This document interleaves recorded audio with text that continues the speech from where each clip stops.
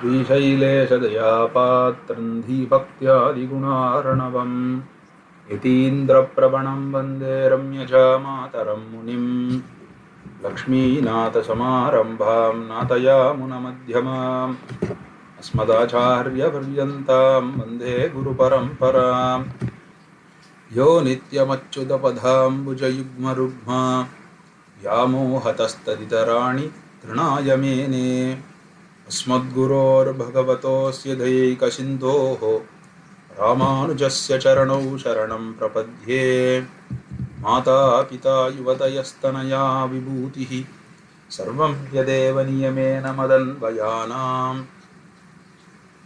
आद्यस्य न कुलपतेर्वकुलाभिरामम् श्रीमत्तदङ्घ्रियुगलं प्रणमामि मूर्ध्ना भूतं शरश्च महताह्वयभट्टनाथ श्रीभक्तिसारकुलशेखरयोगिवाहान् भक्ताङ्घ्रिरेणुपरकालयतीन्द्रमिश्रान् श्रीमत्पराङ्कुशमुनिं प्रणतोऽस्मि नित्यम्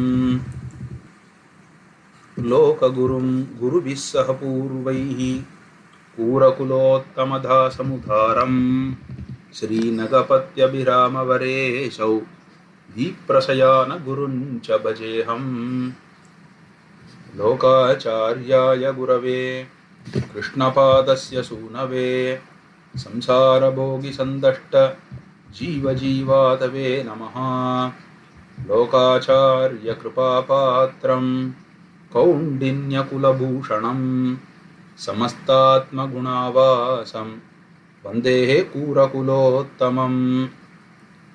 नमः श्रीशैलनाथाय कुन्तीनकरजन्मने प्रसादलब्धपरमप्राप्य कैङ्कर्यशालिने लोकाचार्यपदाम्भोज राजहंसायितान्तरम् ज्ञानवैराग्यजलधिं वन्दे सौम्यवरं गुरुं श्रीजिह्वावधीशदासम् अमलम् अशेषशास्त्रविधं सुन्दरवरगुरु करुणाकन्दलित ज्ञानमन्दिरं कलये पुरुषकारवैभवञ्च साधनस्य गौरवं तदधिकारिकृत्यम् अस्य सद्गुरूपसेवनं हरिदयामहैतुकीं गुरोरुपायतां च यो वचनभूषणे वदज्जगद्गुरुं तमाश्रये।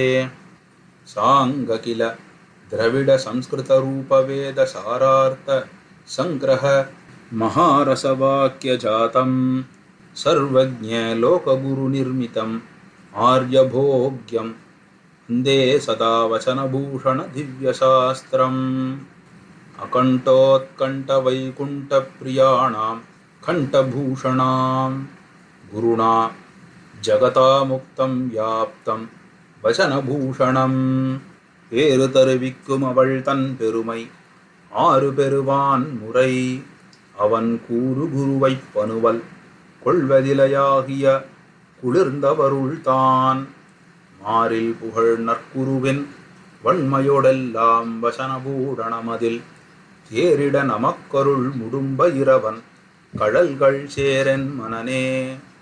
திருமாமகள் தன் சீரருளேத்தமும் திருமால் திருவடி சேர்வழி நன்மையும் அவ்வழியொழிந்தனவனைத்தின் புன்மையும் மெய்வழி ஊன்னியமிக்கோர் பெருமையும் ஆரணம் வல்லவர் அமரு நன்னெறியையும் நாரணன் தாழ் தரு நற்குரு நீதியும் சோதிவானருள் தூயமா குருவின் பாதமாமலர் பணிபவர் தன்மையும் தீதில் வானவர் தேவன் உயிர்களை ஏது விண்ணி எடுக்கும் படியையும் மன்னிய இன்பமும் ஆகதியும் குரு என்ன நிலை பெறும் இன்பொருள் தன்னையும் அசவிலா வேதம் அதனுள் அனைத்தையும் வசனபூடணம் வழியால் அருளியா மறையவர் சிகாமணி வண்டுகள் முடும்பை இறையவனெங்கோன் ஏர் உலகாரியன் தேன்மலர்ச்சேவடி சிந்த செய்பவர் மாநிலத்தின்பம் எய்தி வாழ்பவரே. லோகாச்சார்ய கிருதே லோகஹிதே வசனபூஷணே தத்வார்த்ததர்ஷினோ லோகே तन्निष्ठाश्च सुदुर्लभाः जगताचार्यरचिते श्रीमद्वचनभूषणे तत्त्वज्ञानञ्च तन्निष्ठां देहि नाथयतीन्द्र मे। Asmad-Gurubhyo Namaha, Asmad-Paramagurubhyo Namaha, Asmad-Sarvagurubhyo Namaha. So today we're going to continue with our discussion of Pillai Lokacharya's Sri Vacana Bhusanam with a commentary by Manavala Mahamuniga. And today we're going to pick it up with Sutra number 9 or Trunika number 9. Alvar திருவடிகளே சரணம், எம்பெருமானார் திருவடிகளே சரணம், பிள்ளை லோகாச்சாரியர் திருவடிகளே சரணம், ஜீயர் திருவடிகளே சரணம். Srivachana Bhushanam, 9th Sutram. In the previous few sutras, we saw that Mahalakshmi has 3 great qualities as she is doing mediation: Karunyam, Paratantriyam and Ananyarhatvam. Compassion, being completely dependent on and doing only things that bring good to Lord Srimanarayana, and Ananyarhatvam, not being beholden to anyone other than Lord Srimanarayana. And Pillai Lokacharya beautifully showed each of these qualities in Ramayana, using the 3 places in Ramayana where Sita separated from Rama. Then the question arises, she has all these great qualities, we know she does mediation, when and where does this mediation come out? This is the answer to that. This sutra is the answer to that question. Samslesha Visleshangal Irandilum Purushakaratvam Totrum. The literal meaning is when they are together and when they are not together. In both types of cases, Purushakaram, the mediation, comes out or mediation happens. Here they is Lakshmi and Narayana. Pillai Lokacharya says that Pirati, Lakshmi, does mediation all the time. When she is together with Lord Srimanarayana, she will do.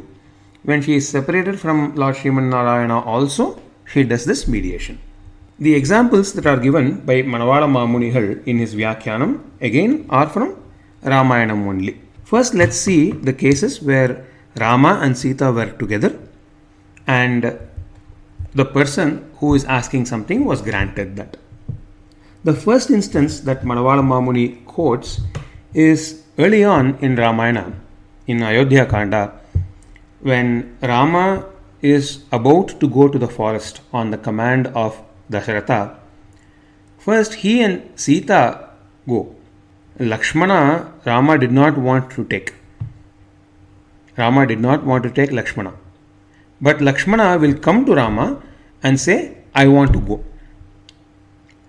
That is the instance that is quoted. There is a beautiful shloka. स भ्रातुश्चरणौ गाढं निपीड्य रघुनन्दनः सीताम् उवाचातिशयाः राघवं च महाव्रतम्. Manavala Mahamunigal quotes this slokam. Our acharyas beautifully explain to us how to read this shloka. So we should read this as Sitam uvacha, he told Sita. Bhratushcharanau gadam nipidya mahavratam raghavam cha uvacha. Then he held the feet of Rama tightly and he told this to Rama also. So Lakshmana is saying this to Sita and Rama together. And Lakshmana makes the argument that, he wants to come with Rama and Sita. Rama will argue against it. He will say, no, you have to be here to take care of Kaushalya, Sumitra and others. But Lakshmana argues back. Beautifully he quotes many things, including the very famous shloka where he says, I will do everything for you when you are awake and when you are asleep. I will do all kinds of services for you. That is what I would like to do. And Rama will finally agree. And Lakshmana will go with Rama and Sita. So this is the first example where Lakshmana, he approached Rama when Sita was together with Rama and whatever he asked was granted. The second instance that Manavala Mahamuni quotes is a little bit later on in the Aranya Kanda. This is in Panchavati. Rama, Lakshmana and Sita have reached Panchavati. There Rama will say to Lakshmana, "Oh Lakshmana, why don't you find a beautiful place that is pleasing to Sita make sure that there are beautiful gardens and trees around it. It is near a nice water body. It has a lot of flower plants near it, as well as the kusha grass, the darbha we say, right? The kusha grass near it. And then you make a parnashala, you make a ashram there. Lakshmana, we know, considered himself to be a paratantra to Rama, completely dependent upon Rama. He wanted to just obey what Rama said and do what Rama orders. When Rama told Lakshmana, why don't you find a place? Lakshmana became sad because here Rama was asking Lakshmana to use his independence to find a place. Rama did not say, here is a place, go build it. He says, Lakshmana, find a place. Drishyatam, he says, go find a place. Lakshmana, at that time, both Rama and Sita were together, and Lakshmana will, when they are together, he will approach Rama and then say, oh Rama, I am completely dependent on you. I am a paratantra to you. For a long time, I have been that way, and I will be that way. Why don't you yourself find a place, and then you tell me you build like this in this place? After that, Rama will agree to that, and then he will find a place, and then he will ask Lakshmana to build in a specific way, and Lakshmana will build after that. This is the second instance, where when Sita and Rama are together, the person who is asking for something gets. The third example is a beautiful example. This is about Kakasura. This story many people know, but I will tell in a little bit of detail. So this was in Siddhashrama, at the feet of the Chitrakuta mountains. At that time, Rama and Sita were there. One day, Sita will be resting on the banks of a water body, a pond. A crow will come, and then a really strong crow will come. And then that crow will peck at, or it will poke or bite at Sita near her chest, or near her chest. It will pain Sita, a little bit of blood will come. She will shoo the crow away by putting some things, some pieces of mud or grass on it, and then it will fly away. After some time, Rama will come. Sita and Rama will be talking to each other, and then they are resting, basically lying down with their eyes closed. After some time, this same crow will come again, and then it will start pecking Sita in her chest very harshly. Blood came, and Rama will hear the commotion, and then he will wake up. As soon as Rama woke up, he saw that this crow that was pecking at Sita was not an ordinary crow. It was a very strong crow. And Rama immediately understood that this is not a bird. This basically is a Asura, Jayanta, who also happened to be the son of Indra. And Rama wanted to send him away and punish him for doing this act of pecking on Sita in her chest. So he will take a blade of grass. Rama took a blade of grass, and then he will recite a mantra that will make this blade of grass into Brahmastra, and then he will send the Brahmastra after the crow. This crow, as I said before, was a very strong and a very powerful crow, so it was able to fly very fast, and it will escape, and the Brahmastra will follow. The Jayanta or the Kakasura, he will go here, he will go there, he will go all over the earth, all around the earth, and the Brahmastra will follow him. And he also goes through all the three lokas, and the Brahmastra still follows. He went to Indra for Indra to save him, but Indra said, no, I cannot save you from the Brahmastra that Rama had sent after you, so you please go away. He will go to other Asuras, other Devas. They also could not save. So after all these things, after making a round of all the three lokas, he will come back, and then he will fall at Rama's feet. Trin lokan samparikramya tameva sharanam gataha. This is Sita telling about Rama to Hanuman. She is referring Rama directly. This Kakasura, he went through all the three worlds, around all the three worlds, and then he came and fell at your feet. Addressing Rama, she says. Now, Padma Purana also says a beautiful thing. It says that when Kakasura came and fell at Rama's feet, Sita actually took the crow and then made sure that its head touched the feet of Rama. And after that, Rama, as we know, always saved people who surrendered to him. He will save Kakasura. He will not, Rama basically said that he will not be killed by the Brahmastra, but the Brahmastra had to have some purpose. So he will use that to give him a small punishment. That is different. But the key here is, when Sita and Rama were together, this Kakasura, who did such a grave sin of pecking at the chest of the Divine Mother, he also was saved because the Divine Mother did the Purushakara. She made him fall at the feet of Rama and his head touched the feet of Rama, and because of that, Rama saved this Kakasura. That is the third example of mediation when Pirati and Perumal, when Rama and Sita, when Lakshmi and Narayana are together. Now let us see instances in Ramayana where when Rama and Sita were not together, somebody was saved. When Ravana abducted Sita, he tried to argue with her, he tried to convince her to become his wife. But Sita will completely refuse. Not only she refuses, Sita actually gave him a lot of advice.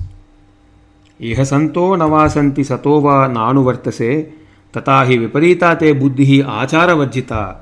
This is quoted by Manavala Mamunihal. So she says, there are no learned people here, nor will you listen to any learned people. That is why your mind is going in this incorrect direction and you are doing things that should not be done. She will say many more things and then try to get Ravana to understand his mistake, repent, and then apologize to Rama. Even when in the instance where Ravana had abducted her and he was troubling her, given she is the Divine Mother, the mother for everyone in the universe, she tried to mediate with Ravana and then she tried to make him go towards Rama. That is the Tatparya, that is the meaning here. The second case where Manavala Mamunihal quotes is the one that we saw yesterday, day before yesterday also, where when Hanuman wanted to punish all the women who were guarding Sita in Ashokavana after the war was over, Sita argued with Hanuman and then she made sure that he did not punish them. There is a beautiful shloka, Papanam va Shubhanam va Vadarhanam Plavangama Karyam Karunamaryena na Kaschinna Pradhyati. She says, in your mind, in your view, they may have done some sins. In my view, they may have done some good things for me. They may be eligible for being killed in your view, but they are deserving of your kindness, O you great Hanuman, because there is nobody in this universe who have not done any sins. Of course, she also argues other ways also. She argues that they were servants of the king. They had no other choice than to do in the beginning. And then finally she says this. In fact, she uses the word Plavangama, or you monkey. She uses that word, strong word to refer to Hanuman, so that she can argue on behalf of these women. This shows that she did this mediation. In this case, the mediation she did was not with Rama directly, but with Hanuman to save these women that she had taken compassion on. Our acharyas say that if she can convince Hanuman of this, of course she can convince Perumal also of other things that enable his kindness to overpower his ability to punish people. That is the example that is given. So we saw 3 examples where when Perumal and Tayar are together, good things happen, and 2 examples where when they are separate also this mediation happens. Now the 10th sutram gives a little bit more detail. How does she do? In both these instances, when she is together or when she is separate, what exactly does she do? How does she do the mediation? The sutra is Samslesha Dasaile Ishwaranai Tiruttum, Vislesha Dasaile Chetananai Tiruttum. In the state when both Perumal and Tayar are together, Lakshmi will argue with Lord Sriman Narayana, and then she will make sure that Sriman Narayana's kindness will overpower his ability to give punishment. On seeing the sins that are committed through the millions of births, the natural instinct for Lord Sriman Narayana could be to punish, but Lakshmi will mediate on behalf of the person, tell nice things, tell Lord Sriman Narayana there is nobody who has not done any sin, so on, and enable his compassion to overpower his ability to give punishment. In the separated state, Vishlesha Dasaile, when Perumal is ready to save somebody, but Pirati is away from Perumal, let's say, she tries to mediate and she tries to bring the Chetana, bring the soul, bring the living being closer to Perumal by giving nice upadesha, by giving nice advice to the soul, saying, hey, you've been doing all these bad things, do not do this anymore, why don't you follow the right path and surrender to Lord Sriman Narayana, he will save you. Like that, she tries to convert the aversion that the souls have towards Perumal, she tries to convert that into liking for Perumal, and she does mediation. That is the 10th sutra. In tomorrow's sutra, 11th sutra, we will see more detail as to how exactly she does this mediation in both these states. Alvar Emberumanar Jiyar Tiruvadigalé Sharanam. Okay, so those were the 9th and 10th sutras. Does anybody have any questions about that? Basically, the point is to explain what Purushakara it means, a mediator. Who is a mediator? Lakshmi is a mediator. And the mediator, what the mediator does is 2 parties who have a disagreement. And the mediator is in between. And when the mediator goes to one party, argues with that party and tries to get them to see the other party's point of view. And when they go to the other party, they try to show them the point of view of the other party. So that's the job of the mediator. So that's what Shri does. When she's with the Lord, she argues with him on behalf of the jivas. When she is with the jivas, when she's not with the Lord, she tries to get the jivas to realize their mistakes and how to do what the Lord wants them to do. So that is how she has become understood to be the Purushakara, or the mediator. So this is all about Purushakara, how she can be a Purushakara, like that. Of course, ultimately we understand that she's always with the Lord, either as the Srivatsa on the right side of the chest, the mole or hair on the right side of the chest of Lord Vishnu, or personally together with the Lord, and she's never separate from the Lord, which is we discussed a little bit about that yesterday. So if there's any other questions about that, I think it's basically giving the definition of Purushakara, explaining what is a Purushakara, what is a mediator, and what the job of a mediator is.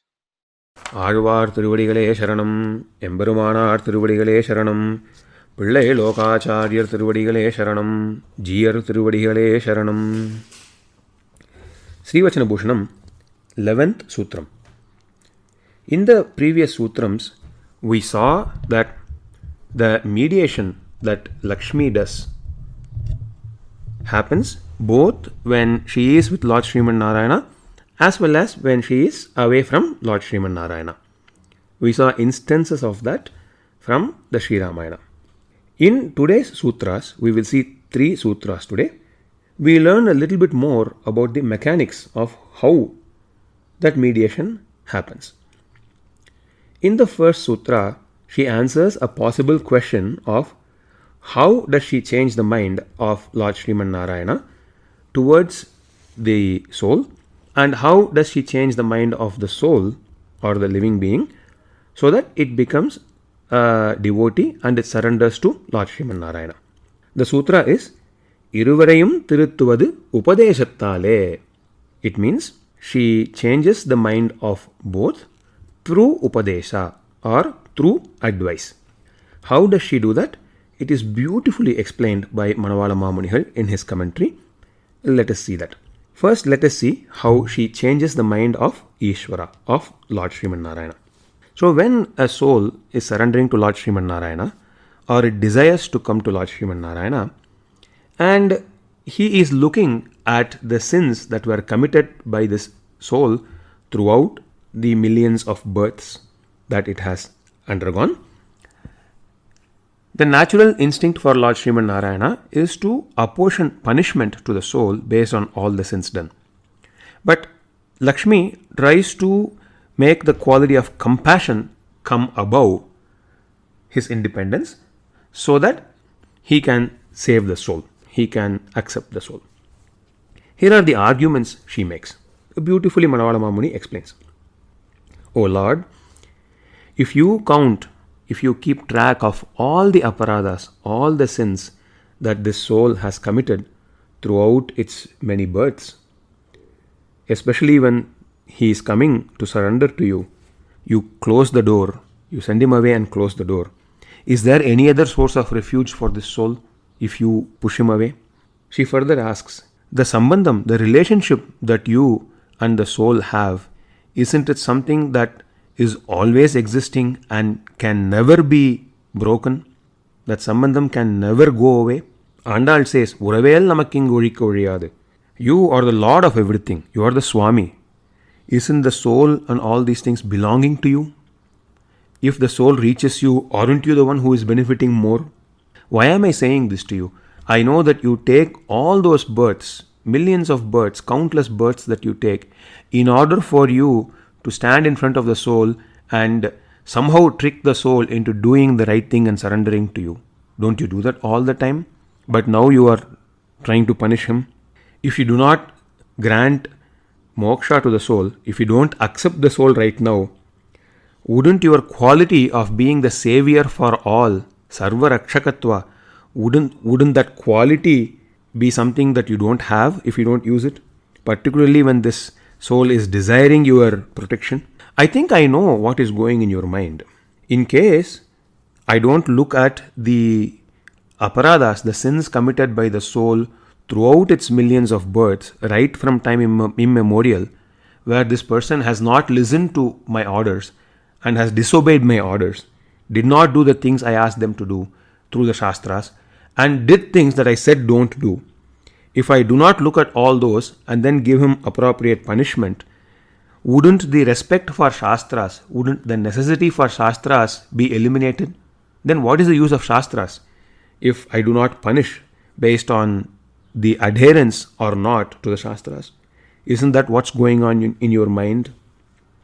But, O Lord, if you take that into account and if you do not accept this soul and grant him forgiveness, but wouldn't your compassion be questioned? How will your compassion survive if you don't use that? O Lord, please do not worry that in case I do not punish based on the sins and aparadhas committed by the soul, then the Shastras will be questioned. Shastras won't have any value. Similarly, do not worry that if I don't save this person, then my compassion and associated qualities won't have any value. Do not worry about that. Why don't you take the Shastras and then apply it to the people who are not coming to you? Apply it to people who are turning their back on you and who are rejecting you. So for them, you can apportion punishment based on the sins that they do according to the Shastra rules, do's and don'ts. But for people who come to you, who desire to come to you, who surrender to you, for them you can use your compassion. So that way the Shastras also have an essential place and your compassion also comes out and it has an essential place. Both of them are things that won't be questioned. Both of them have value. Like this, beautifully she makes these arguments to Lord Sriman Narayana and she changes his mind to save the soul. Manavala Mamani further adds that in two works, Parandapadi done by Pillai Lokacharya and Paranda Rahasyam done by a work written by Periyavachan Pillai, we can see this prakriya, this changing of Lord Sriman Narayana's mind by Lakshmi in more detail. Vistarena, in detail we can see. Further, Manavala Mamuni again quotes the Kakasura incident that we saw from Sri Ramayana yesterday. In Padma Puranam, it is very clearly said that even though this Kakasura did that grave sin of pecking Sita's chest and blood came out, when he surrendered, she intervened on his behalf and then asked Rama to forgive him, and Rama forgave Kakasura after that, isn't it? This is how she changes the mind of Lord Sriman Narayana. How does she change the mind of the Chetana, of the soul, of the living being? How does she do that? Here again Manavala Mamani beautifully explains. She talks to the soul. She informs the soul. O soul, O person, if I look at the graveness of all the sins that you have committed, the weight of all the sins that you have committed, there is no other place you can go. You cannot go to any other place.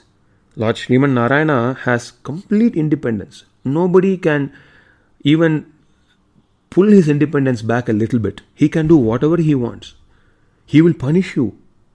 So please go and surrender at his feet. That is the only way that you have. But I know that you are worried because you are thinking, if I have so many sins, I am consisting only of sin.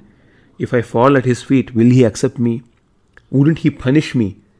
That is your worry. Don't worry about that. Don't be afraid of that. Lord has a beautiful quality. Lord Sriman Narayana has this great quality where as the moment that he knows that you are desiring of coming to him, that you are desiring his protection, that you are desiring to surrender to him, abhimukya matram, just that desire alone, once he knows that, the moment he knows that, he has the quality of bearing with all the sins that you have committed throughout your millions of birth.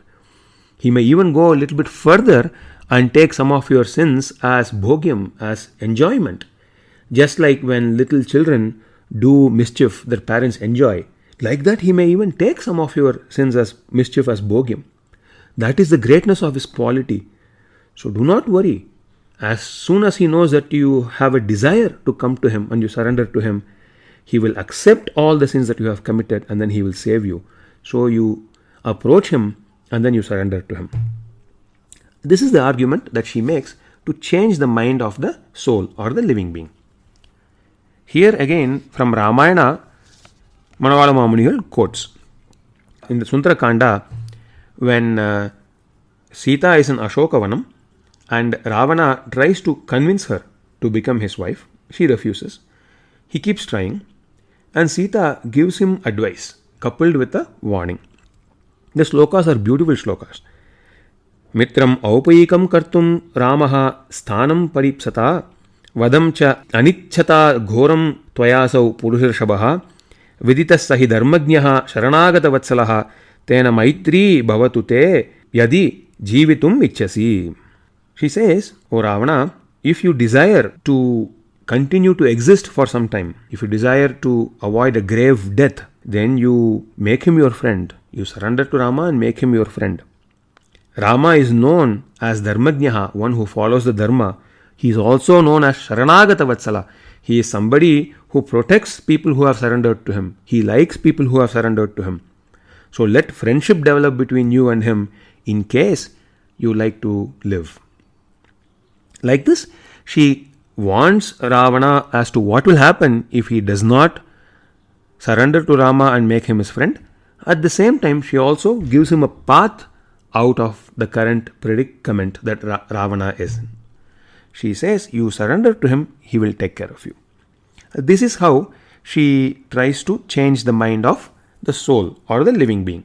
Of course, on Ravana, this did not work. Not because Sita's Upadesha was incorrect or she did not try, because of the weight of all the sins that Ravana did, it overpowered his ability to listen to this beautiful advice from Sita and benefit from it. So that is the 11th sutram. In the next sutram, the specific mechanics is being talked about. Through this advice, what exactly changes in each one of them? In the Lord as well as in the soul. Upadesattal iruvarudayavum karma paratantriyam kulayum. Through the advice, for both of them, their complete reliance on and their complete beholdenness to karma is destroyed or is reduced, we can say. Let us see how. Again, through Manavala Mamuni's commentary. The soul or the living being is always in the control of the punyas and papas that it has committed throughout its millions of births. Whatever punya and papa has been done through the karma in the past births, they almost define the nature of the soul's mind in this birth and the work that the soul does. So, the soul is completely beholden to all the karma that drives the thinking and behavior. And because of this, most of the souls actually are averse to Lord Sriman Narayana and they are completely in material desires. That is how they are completely beholden to the effects of the karma that was done in the past. This is also must happen because of the avidya, because of the imperfect knowledge or the wrong knowledge that the soul accumulates that covers the real true knowledge. This is the karma paratantriyam that the soul has. Listening to the advice of Lakshmi, if the soul surrenders to Lord Sriman Narayana, then the complete reliance and dependence on the karma for the actions and thought process will break. Similarly, the Lord also is beholden to karma. Of course, his beholdenness is not because he is subject to the laws of karma as we all are, but it is because he is completely independent and he adopts the principle, he adopts the duty of looking at the sins that are done by the soul and apportioning the fruits accordingly, the punishment accordingly. Hence, his duty is his karma paratantriyam. So he is beholden to that duty that he put upon himself. The advice of Shri, like we saw in the previous sutra, that will enable his compassion and his quality of being the savior for all to overpower the duty that he has assigned himself to punish the souls strictly according to the karma that they did. Because Lakshmi is his Mahishi, is his very dear consort, dear wife. Because of that, he likes her a lot and he listens to her. Similarly, Lakshmi is our mother, is everyone's mother. Wouldn't we listen to our mother? We know that whatever our mother says is for our good only. Because of that, the advice that mother has on the children will break their complete reliance on the karma. That is the 12th sutra. The 13th sutra asks a further question. What if both of them do not listen? What if it is not enough? The Upadesha is not enough and they are not changing their mind. What happens? Here, Pillai Lokacharya says, Upadesathale meelada podu Chetananai arulale tiruttum, Iswaranai azhagale tiruttum.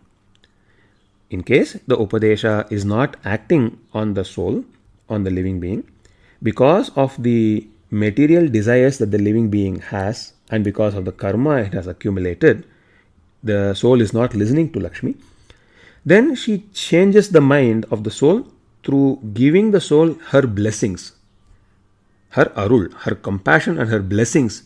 That is enough to change the mind of the souls. Similarly, if Lord Sriman Narayana holds on to his independence and says, no, I am going to punish the soul. You have no other work because you keep mediating on behalf of the soul all the time, but I am going to strictly punish the soul. If he takes that approach, remember that Lord likes Lakshmi a lot. She is his divine consort, Abhimatai. She then shows her beauty, and then she makes the Lord immerse in her beauty, and through that he listens to whatever she says. That is what this sutra says. So in the past several sutras, we saw about mediation, about several examples of mediation that Lakshmi has done, particularly in Sri Ramayana. We saw when the mediation works, when Lakshmi is with Lord Sriman Narayana, as well as when Lakshmi is separate from Lord Sriman Narayana. And we saw the mechanics of exactly how the mediation works in terms of changing the mind of Lord Sriman Narayana and changing the mind of the soul. And if the Upadesha or the advice fails, what does Shri do? She uses her compassion or blessing, and she uses her beauty and the Lord's like for her in order to change the mind. Alvar எம்பெருமானார் ஜீயர் திருவடிகளே சரணம்.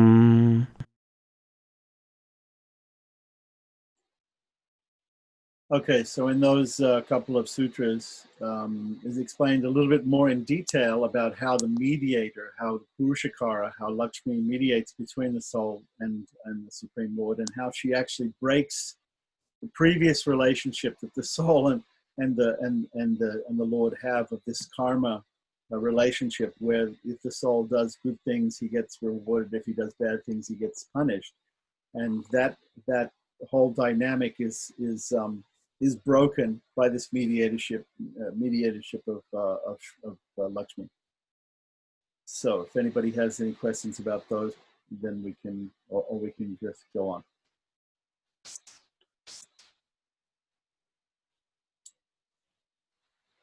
Okay. So this mediation that happens through the acharya.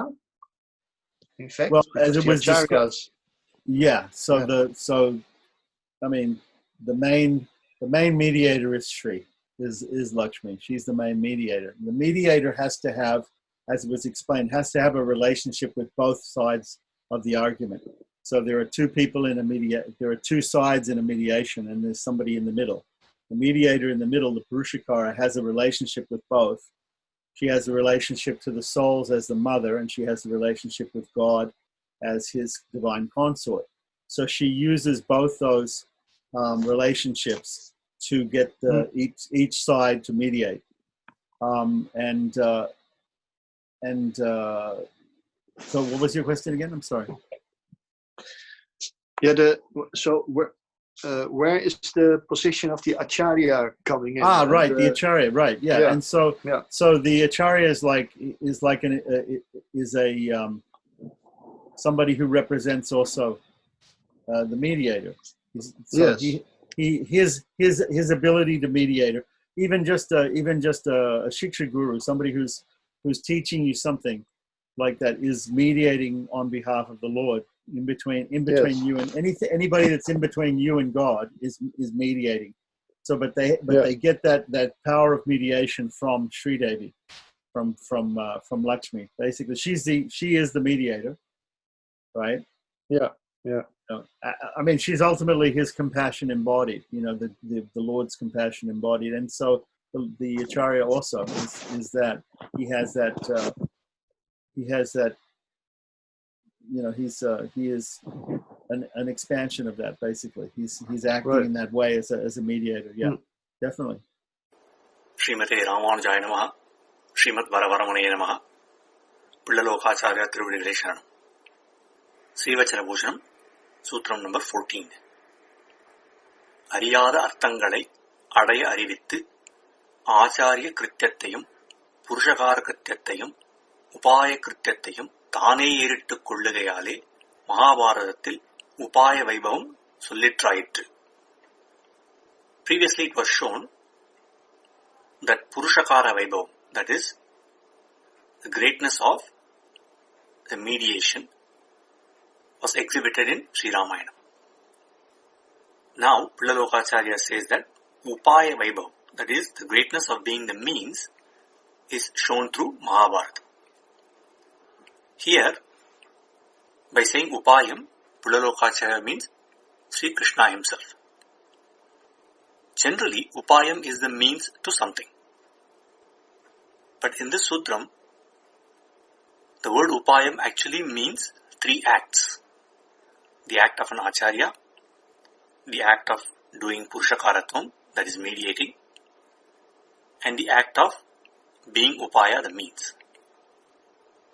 Furthermore, it is shown that all these 3 acts are done by Sri Krishna himself. Let us see how that is the case through Manavala Mamunigal's Vacana or commentary for this sutra. All the arthas, these principles that Arjuna did not know, was told to him by Sri Krishna through Bhagavad Gita. This is the act of an Acharya. It is normally the Acharya who teaches these arthas. Lord himself does not teach these principles.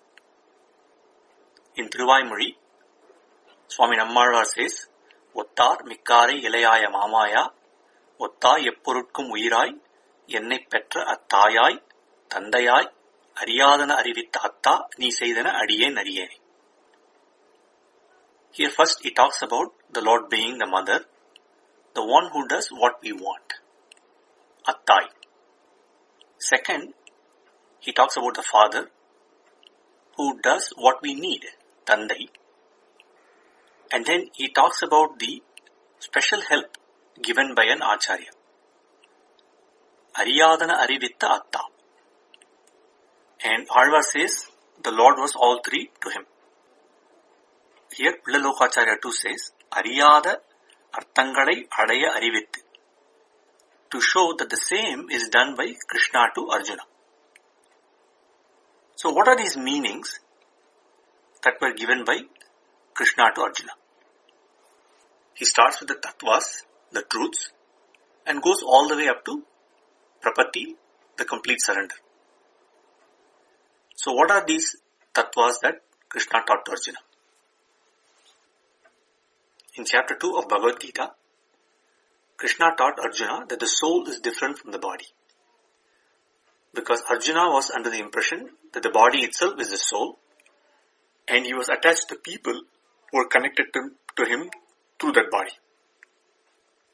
Then he taught Arjuna that the soul is eternal, while the bodies change and are destroyed and created. The soul is always there. The soul is Nitya. Arjuna was also thinking that he was doing acts independently. And to remove that misconception, Krishna taught him that the soul and the body, both are his body. That he is the Paramatma. He then taught Arjuna that he is a Niyamaka, that he is the one who governs everything. All that is done and not done are governed by him from the hearts of everyone. He then told him that not only he governs everything, he is also above everything, but that he is also accessible to everyone through his avatars. He also taught Arjuna that he treats everyone the same. The foolish people, through their ego, think that they do things which are actually done by the 3 qualities of the Mula Prakriti. He taught about that to Arjuna and also told him that the Indriyas, the senses, control the minds of even those who try to win over them. And amongst these senses, the mind is the foremost in being difficult to be controlled. And that these work against us reaching Perumal. He explained that one who does yoga will be able to control these internal and external senses. And that there are 4 types of people who seek him. And that there are 2 types of souls, the Devas and the Suras. And that he has everything as his body. And he gave the divine eyes, the Divya Chakshush, to Arjuna so he can see his Vishwarupam. And then finally, he taught the Bhakti Yoga, which has the Karma and the Jnana Yogas as its parts, and taught the Prapatti Yoga to Arjuna, and finally gave him the Charma Shlokam. By giving all of these, which were not known to Arjuna, he took on the act of an acharya onto himself. After gaining this information from an acharya and understanding one's situation and relationship to God, and when the Chetana goes to him, he normally would need an act of Purushakara, that is a mediation, which is done by Tayar. This is because of all the aparatas, the offenses and the sins that the Chetana has been committing for countless time. And this leads to the Lord's heart wondering what to do with this Chetana. And it is the mediation of Tayar that removes that concern, that lets him accept the Chetana. But in this case, Krishna himself removed this from his own heart and accepted Arjuna. So the act of Purushakaram is also taken up by Krishna himself. A question may be raised here that he is the refuge of everyone, but the mediation is not his act, it is Tayar's. But why does he need this act of mediation and somebody doing that? Why can't he just accept the Chetana? And Vaisnava Dharma explains here that for acceptance, mediation is required. Just like a person is needed to do prapatti, similarly, acceptance requires mediation. Thus, when a Chetana goes to him, fearing about all the sins that they have committed, they seek Tayar's mediation. She, in turn, removes the anger from his heart and makes him accept the Chetana. Instead here, he himself reduces that anger and does that even when Arjuna has actually not asked for any mediation or for acceptance. So he has done the Purushakaram act on his own. After the Purushakaram is done, the Chetana should go to him praying that he be the means, that he become the means and give the Chetana what he wants and removes what he does not want. And in this case, Krishna becomes that means and teaches the Charma Shlokam to Arjuna. This is the act of Upayam. But the act of Upayam is always his. So why say that he took it upon himself in this case? Because Arjuna has to pray to Krishna, requesting that he be the Upayam, and then he is supposed to do that for him. But Krishna on his own decided again that he will be the Upayam to remove the unwanted and give the wanted, and told Arjuna to surrender to him and that he will free him of all sins. In this case, one Acharya said that since he is also the Upayam, that is, he is the end, by making himself also the Upayam, he took on the act of that. But this is true everywhere, that he is both Upayam and the Upayam. So if we take on that understanding, then it means he did not do anything special for Arjuna. So that does not match here. So Vaisnava Dharma explains that when Pillalokacharya says, Hedittu Kullagayale, that is, he is taking on this role, he is taking on the role of all three, namely Acharya, Purushakara and Upaya. And this is shown in Mahabharatam by Sri Krishna. So Pillalokacharya says, Upaya Vaibhavam is shown through Mahabharata. After an Acharya teaches what the Chetana does not know, and after Taya does Purushakaram, and then when he finally reaches to the Lord as the means, he gives what the Chetana wants, but here he took on everything himself, hence it is known as Upaya Vaibhavam. Adiye Mudar Kavidas. So, a little bit of a change in subject matter here, showing that instead of, we've been talking about Sita and how she's the Purushakara in Ramayana, now we're talking about Mahabharata and how in the Mahabharata, the Lord in the Bhagavad Gita, he appears in three aspects, basically. The first aspect is as Upaya, as the Lord. He's the Lord. He shows the universal form and, he shows that he's the Lord. But the second thing, from the very second chapter of the Bhagavad Gita, he takes on the role of the Acharya. And as we were just saying, the role of the Acharya is also a role of the Purushakara, is also a mediator role. And then finally he takes on, he mediates the situation between the soul and God, and finally takes on the upaya. Upaya means the means of attaining the upaya, or the goal, which is God.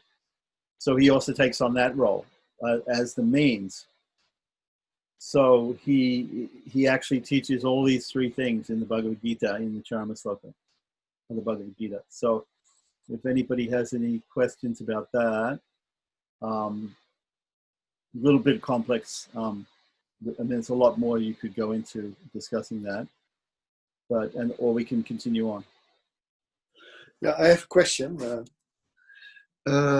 He was posing this question that why does the Lord needs this mediator like Lakshmi? Why does he need Lakshmi? Why can't he accept directly the souls when they surrender? I didn't really understand his answer to this question. I think the point he was trying to make was, whenever if there's a problem between two parties, there always has to be a mediator. There always has to be some form of mediation. Now, if somehow or other one party decides, like in the case of Bhagavad Gita, you've got the soul, and you've got, the soul is represented by Arjuna, and Krishna is, of course, is God. So how to mediate between the two? Somehow or other, the Lord himself becomes the mediator, becomes the guru. Arjuna, first of all, doesn't approach Krishna as God. He sees him as a friend. He's a relative. He has a lot of respect for him. So he approaches him and he says, you tell me what to do. You act as my acharya, as my teacher. And after Krishna takes that role, only then can Arjuna actually understand that he has to surrender to Krishna and to do what Krishna says. So without Krishna taking that role as teacher, without there being a Purushakara, a mediator in that situation, and we can take any situation between two people, two parties, there's not always physically a different mediator in an argument, right? There's two people, and there's not always somebody in the middle who breaks the conflict. Right. There's a conflict between two people. There's like a contract. Somebody's got a contract, and each party has a different understanding of what the contract is, right? So it's not always that they need a mediator, a physically different person, but they always need mediation. So one party or the other party, like if I have a conflict with somebody else, if I have empathy and I see that person's point of view, I see, why should I make him suffer for all his sins? If I say to him, actually, you don't have, although you did so many sins, if you simply do this simple thing, then I'll forget about all the sins. It's sort of like, like somebody owes you money, and he owes you so much money, and you look at him and you see, look, he has no job, he has no way of possibly repaying me in the near future. Maybe I should give him a break, and I should say, okay, just give me what you can now, and let's set up a system where every month you pay me a little bit like that, and then ultimately it'll be paid off, and then everybody wins. But if I demand everything right now, then there's a fight, then nobody can do it. He can't provide the money, and I can't get him to give the money. So in a situation like that, the person who has more power in the negotiation, if he gives a concession, that's also a form of mediation, but there's no separate mediator. So the idea is to show here that the Lord himself can become the mediator by becoming the guru, by becoming the acharya, which he did in the Bhagavad Gita. So Krishna does this, and he becomes the mediator. Now, after becoming the mediator, he gives instructions, and Arjuna realizes that he has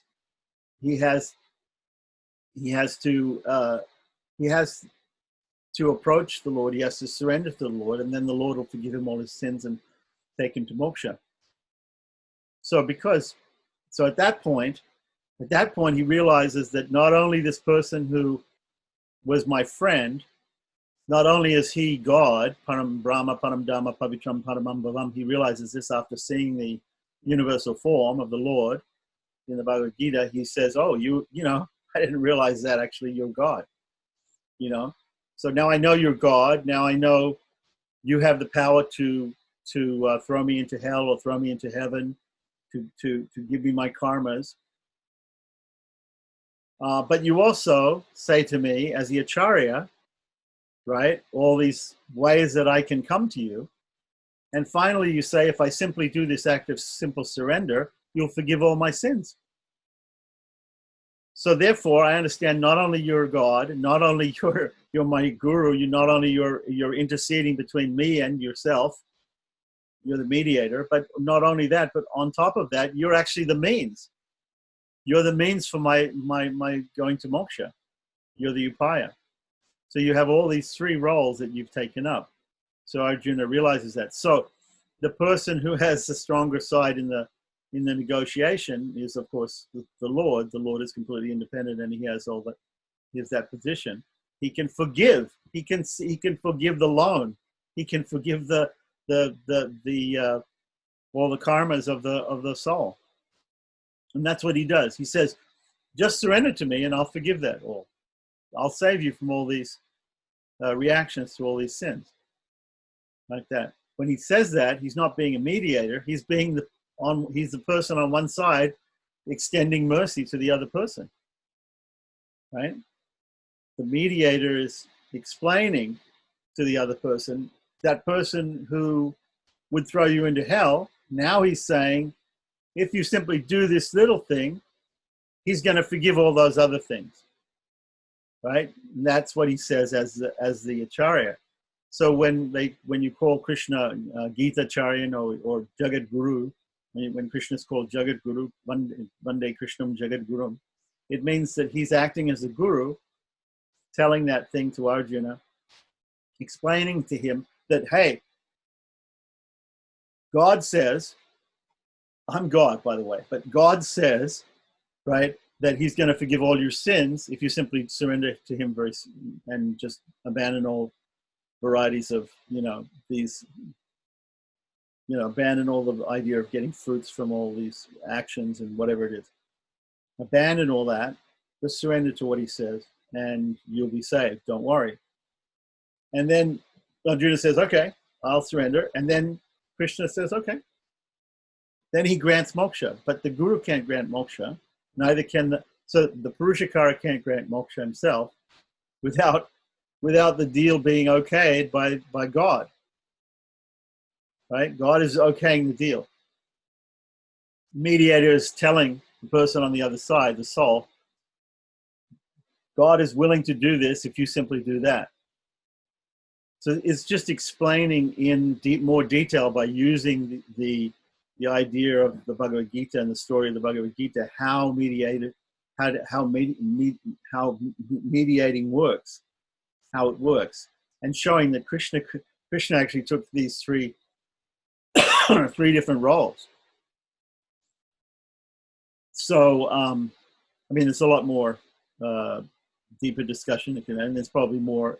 We saw before that Narayan Rishis in Mumukshapati, right, which is a book that you should actually study before Vacana Bhusanam. It's described that the Lord himself came as Narayan Rishis. He came as Nara and Narayana. He came as Narayana as the guru, and he also came as the disciple, Nara. And he taught the Astakshara. He taught the means of liberation to Nara.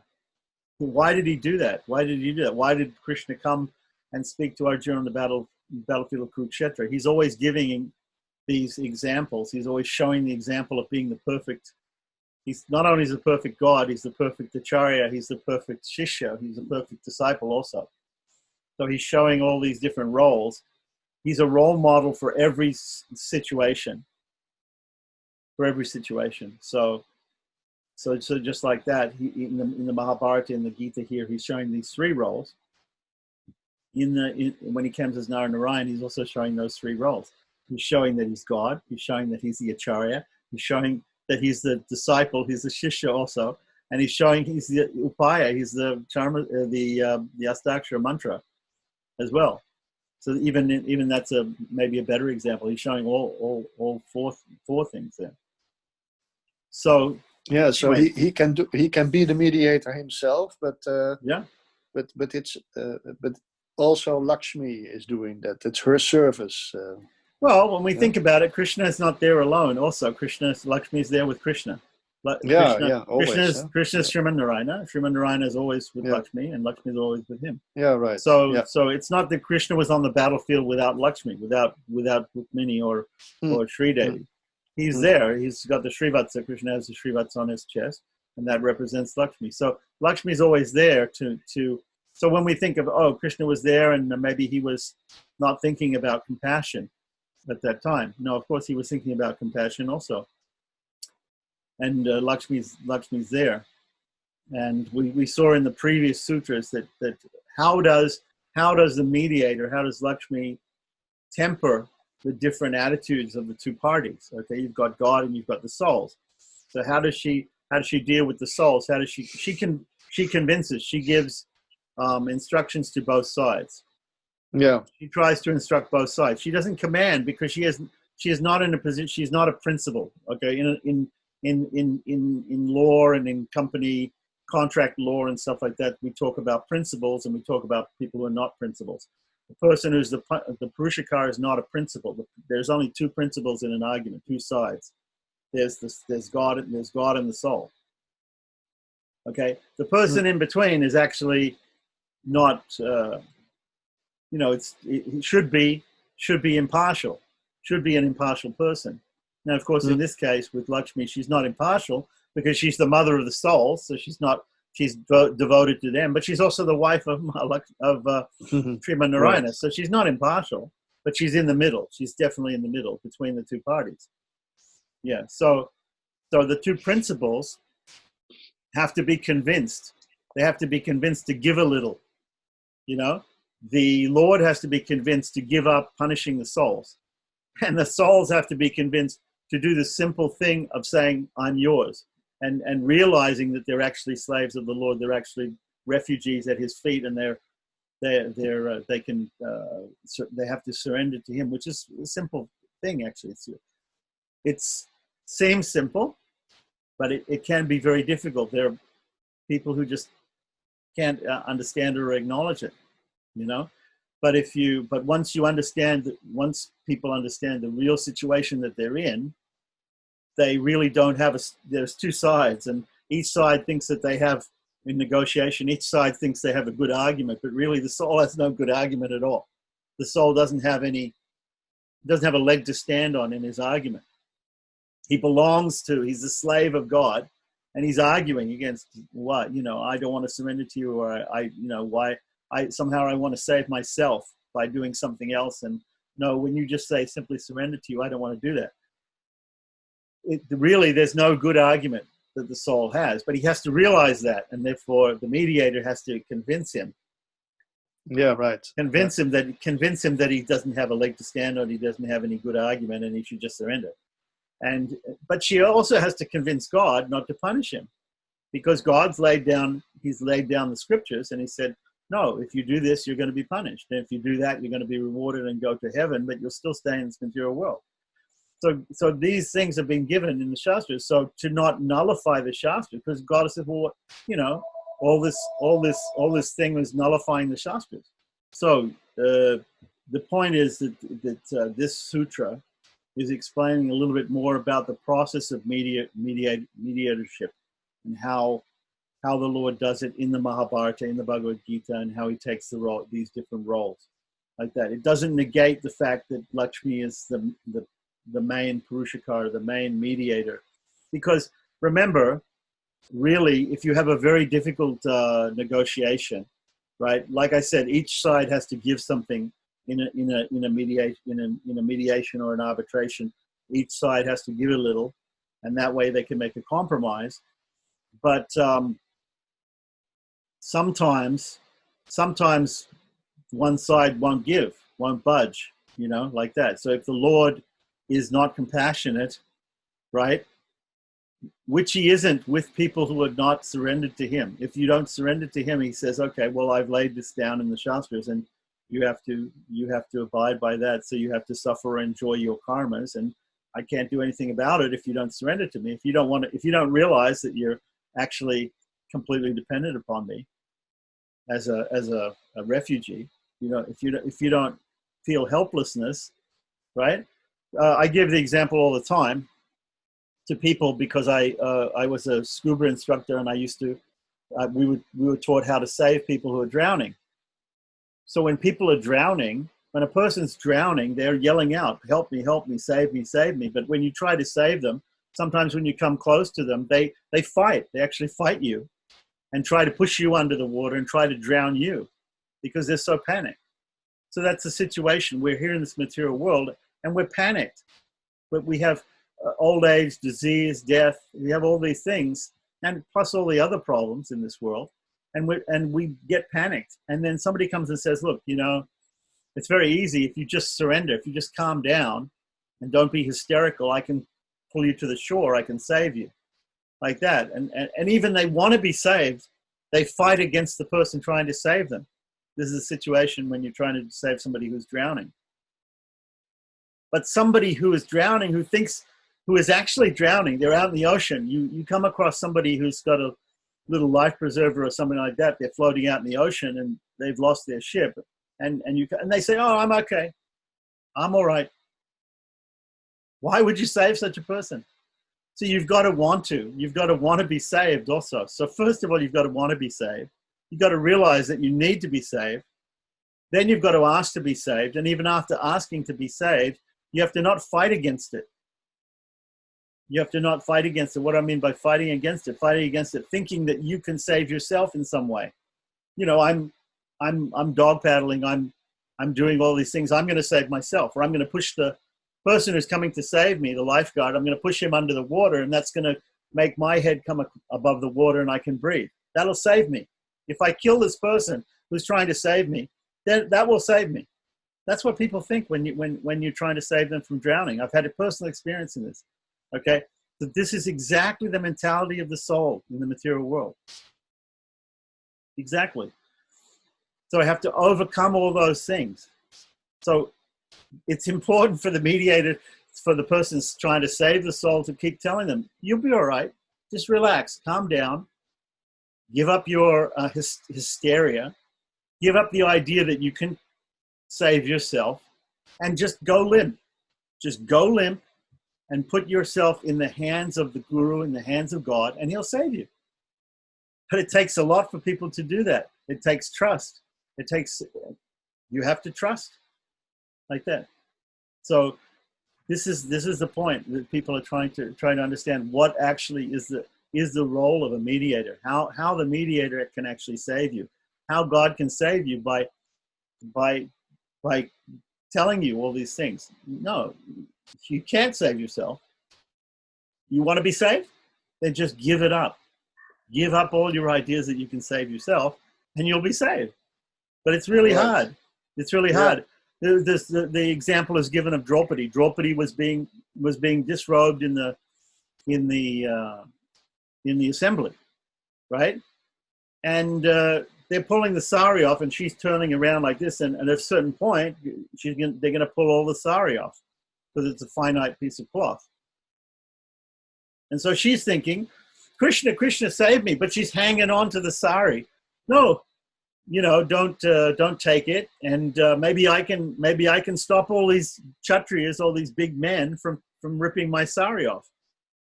And she can't stop her sari being taken off by holding it, by grasping onto it. She thinks that she has the strength to stop these people.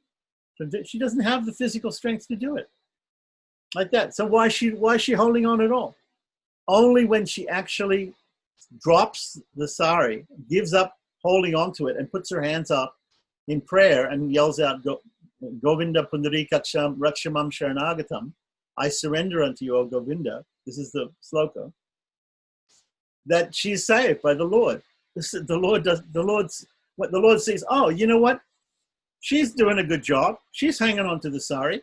She thinks that she can save herself. No, let her save herself. If the soul thinks that he can save himself, then the Lord will say, okay, fine. You think you can save yourself. You think you can do all these things. You can do karma yoga, jnana yoga, bhakti yoga. You can do all that stuff. And you can save yourself. You've read the scriptures. You've gone to a guru, and the guru has told you, do this, chant this, or do that, or that. You can save yourself. Well, you don't need me. So then that's fine. So you become perfect by yourself and then save yourself. The Lord won't, yeah. But if you actually say, no, I can't save myself. Wait, I can't save myself. I realize I can't do it. Then the Lord says, okay, you go limp. I'll save you. Give up. Give up the idea that you can save yourself. And that's what I would say when somebody's drowning and I go to save them like that. I would say to them, relax, calm down. And if they don't calm down, then I just wait. I'm not going to intercede because I know if I go in there and I try to save that person who's hysterical, they're going to push me under the water. They're going to drown me. Not that we can drown the Lord. We can't do anything to the Lord. He's completely independent, but he's not going to intercede if we don't give up. We have to actually surrender. We have to give up. We have to calm down. We have to stop being hysterical and go limp and allow ourselves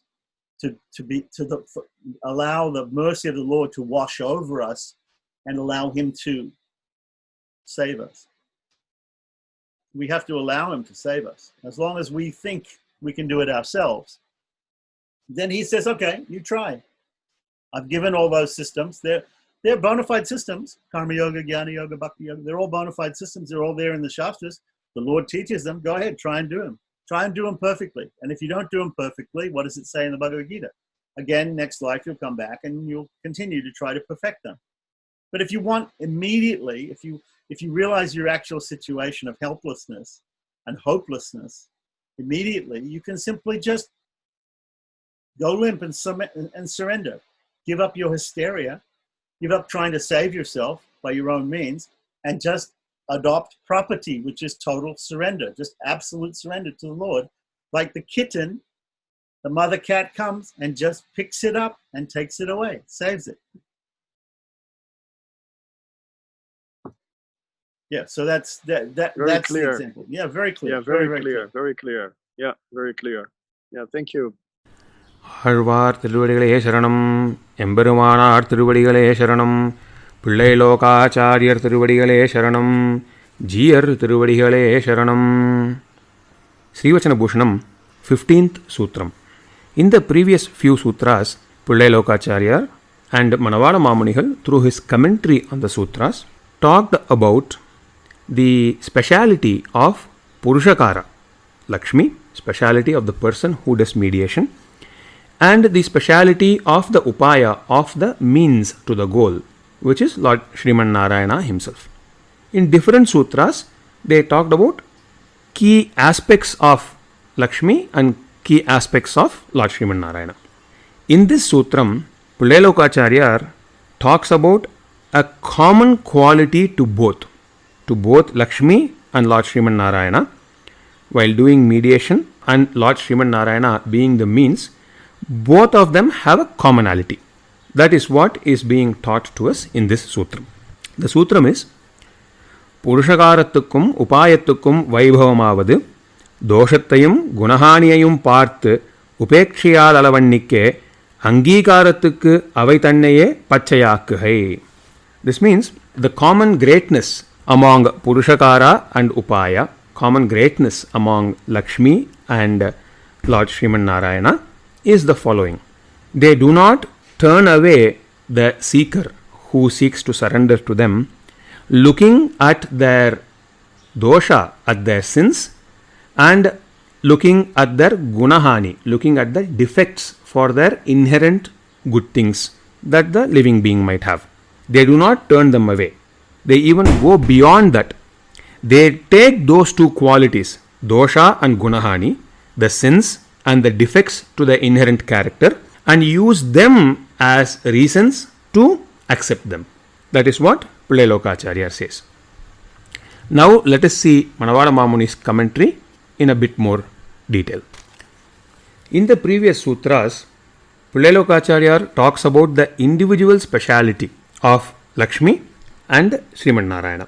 For example, in the sutram Iruvarayum Tiruttuvadum Upadeshattale, he very clearly talks about the greatness of the quality of mediation, where Lakshmi changes the minds of Lord Sriman Narayana towards the seeker, and of course changes the minds of the seekers towards Lord Sriman Narayana. In the immediately previous sutram, Pillai says, Upaya Krityatayum Tane Erittu Kolheyale. When he talks about Krishna being the Upayam, Lord Sriman Narayana being the means, he says, he is not waiting for Arjuna to come to him. Even though Lord Krishna is the means, and Arjuna might know that, he is not waiting for Arjuna to come to him and accept him as the means. He goes voluntarily to Arjuna, and then he tries so many things to remove his inappropriate desires, and gives him great knowledge through the Bhagavad Gita, helps him and teaches him to surrender to Krishna. So there he goes above and beyond of just as being the means, and then he voluntarily goes and tries to change the mind of Arjuna here. That is the speciality of Lord Sriman Narayana here. Here in this sutra, Pillai says that both of them, Lord Sriman Narayana and Lakshmi, together have the quality of using the dosha and the gunahani, the sins and the defects in character of the seekers as the reason to accept them. What is dosha? Dosha, of course, we call it as sin in English directly, but the beautiful meaning, technical meaning given here is dosha is akritya karanam, and gunahani, defect to our inherent character, is vihita akaranam. Our Vedic literature basically is the command of the Lord Sriman Narayana. It says, idam kuru, idam makarshi, like that it says do these things, do not do these things. So these are commands of the Lord that have to be obeyed. Now, when the Vedic literature says do not do this, and then we are doing that, that is dosham. Things that are not supposed to be done, that are prohibited, that we are doing, that is dosham. Gunahani are defect to our inherent character, defect to our inherent good qualities, is vihita akaranam. Whatever the Vedic literature says do, if we do not do, that is a defect to our inherent good character, inherent good qualities. That is gunahani. Ramanuja in Sharanagadi Gadyam, in a beautiful passage, he says these two also, among a series of things that he asks forgiveness for. Manovakahehi anadikala pravritta ananta akrityakarana krityakarana bhagavadapachara. After that he says a few more things as well. So both akrityakaranam and krityakaranam. Akrityakaranam is things that should not be done, that is being done. Kritya akaranam is things that should be done but are not being done. Now, since this is command of the Lord and we are not obeying the command of the Lord, if he follows his own words that he has given in Bhagavad Gita and in other places, he should punish us. Kshipami na kshamami, he says. I will not forgive them, I will punish them, he says. In normal course, looking at the sins and the gunahani, he should actually punish. But he is not turning the Chetana away with punishment. He is not turning the seeker away with punishment. On the other hand, he is going above and beyond, and he is using those two, dosha and gunahani, as the reason to save them. Lakshmi also is doing the same thing to do mediation on behalf of the Chetana to Lord Sriman Narayana. The two qualities that come into play for Lord and Lakshmi not to turn the seeker away is daya and kshanti. Daya is compassion. Kshanti is ability to bear with all the sins that are being done. Of course, both of them have daya and kshanti. The quality that both of them have, that is the reason for them to use the dosha and gunahani as the reason to accept the Chetana, is called vatsalyam. Vatsalyam is probably the most beautiful quality of both Lakshmi and Lord Sriman Narayana. Vatsalyam comes from Vatsala. So think of a cow that has just given birth. The calf was just born. If we have seen, we will have observed that the calf has a fluid covering on all parts of its body because it just came out of the cow. The amniotic fluid probably is covering the entire calf. And the calf probably was born in a place where there's a lot of dirt, isn't it? That is, hay will be there, mud will be there, and then this amniotic fluid is there. And if the calf fell down as it was being born, some of the dirt also is sticking to the calf. But if we see what the cow does, it's an amazing thing. As soon as the calf is born and it falls to the ground, the cow goes and licks the calf all over so that this amniotic fluid and all the dirt is not there on the calf anymore. That is the great affection, motherly affection that the cow has towards the calf. That same affection is called Vatsalyam. Lord Sriman Narayana and Lakshmi have that same amount of affection towards us. Probably more, but similar affection they have towards us.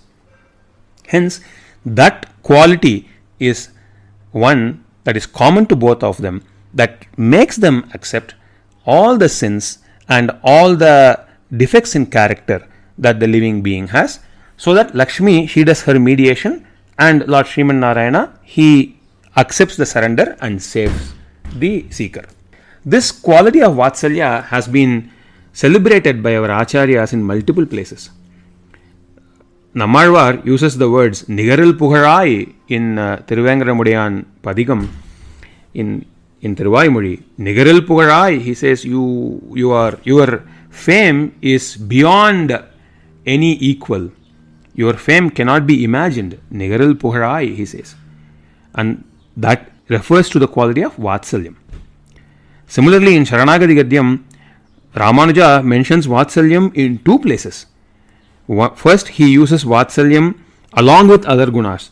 Apara Karunya, Sausilya, Vatsalya, Audarya, Aishwarya, Saundarya, Mohodade, he says, where he talks about the different qualities of Lord, among which Vatsalya is one.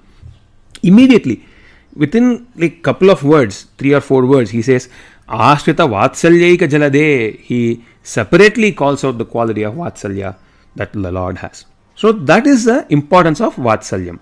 Of course, Lakshmi being the divine mother, her quality of Vatsalyam we can take to be even more than the quality of Vatsalyam that Lord Sriman Narayana has towards us. This guna of Vatsalya enables them to take the dosha and gunahani as the reasons to save the seekers. That is this sutram. Now, the next sutram is a beautiful sutram that we can think of as hypothetical situation. The hypothetical question is asked, what if Lord Sriman Narayana and Lakshmi wait for the sins and the defects in character to go away from the seeker before Lakshmi does the mediation and before Lord grants the surrender? What if they wait till the dosha and gunahani goes away? What happens? The sutra is Irandum kulevenum endrikkil Irandukkum irandum undaittam. It is a beautiful play on irandu, the word two in Tamil. A direct translation in English would be along the lines of, for these two, if they wait for the two things to go away, for these two, those two occur. That is the literal translation. Let's see what it means. For these two, for Lord and Lakshmi, for Purushakara and Upaya, for Lakshmi and Lord, if they wait for those two to go away before they act, if they wait for the dosha and gunahani to go away from the seeker before they do the Purushakara or before they grant the surrender, for these two, for Lakshmi and Lord Sriman Narayana, those two will occur, and those two here is dosha and gunahani. So if they wait for dosha and gunahani of the living being to go away before they save them, before they accept them, then the dosha and gunahani comes to Lord Sriman Narayana and Lakshmi, is what he says. Let us see how through the use of Manavala Mamuni's commentary. How do they get dosha if they wait, both of them? See, we know that the relationship that Lakshmi and Lord Sriman Narayana have towards us is that of mother and father to a child. They are our divine mother and father. We know that all the good and bad that a child does belongs to the mother and father. Mother and father take both good and bad of the child and they take care of the child. If our divine mother and father wait for all the bad things to go away before they take action, then there is a defect that comes. There is a defect that comes to the sambandham that they have, to the relationship that they have with us. That is the dosham. Gunahani, defect in inherent quality or a blemish to the inherent quality, comes because for both of them they have the qualities of kripa and vatsalyam, compassion and motherly affection. If they wait till the bad qualities go away for the living being, then it means that their compassion is not acting immediately. So a defect comes on their compassion, a blemish comes on their compassion. Similarly, if they do not, like the cow which licks the fluid on the calf, if they do not take the sins that are being done by the living being as bhogyam, as something that they like, similar to us enjoying the mischief done by a small child, if they don't do that, then there is a hani, then there is a blemish that comes on their quality of vatsalyam. That is what this means. There is another way to interpret this sutram also, again given by Manavala Mamunigal. We saw in the previous sutram that dosha is akrityakaranam and gunahani is krityakaranam. Dosha is things that we should not do but we are doing. Gunahani is things that we should do but we are not doing. Let us see how that applies here. For Lakshmi, if she waits before she does the mediation, she does something that she normally does not do, which is Lakshmi, we know, is capable of, and she normally even makes Lord Sriman Narayana not see the defects in the living being. But if she waits, it means she is seeing the defect in the living being and is waiting. So she is doing something that she normally does not do, that she should not do. Kritya Akaranam, things that she should do but she is not doing, in that case is her essential nature is to not look at the defects or sins of the living being and join the living being with the Lord. That is the mediation. So she has to do mediation. If she waits, then she is not doing this mediation. Hence that is Kritya Akaranam.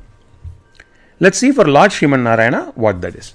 For Lord Sriman Narayana, if he waits, we know that he is Sarvabhuta Suhrit. He wants to do good for everyone.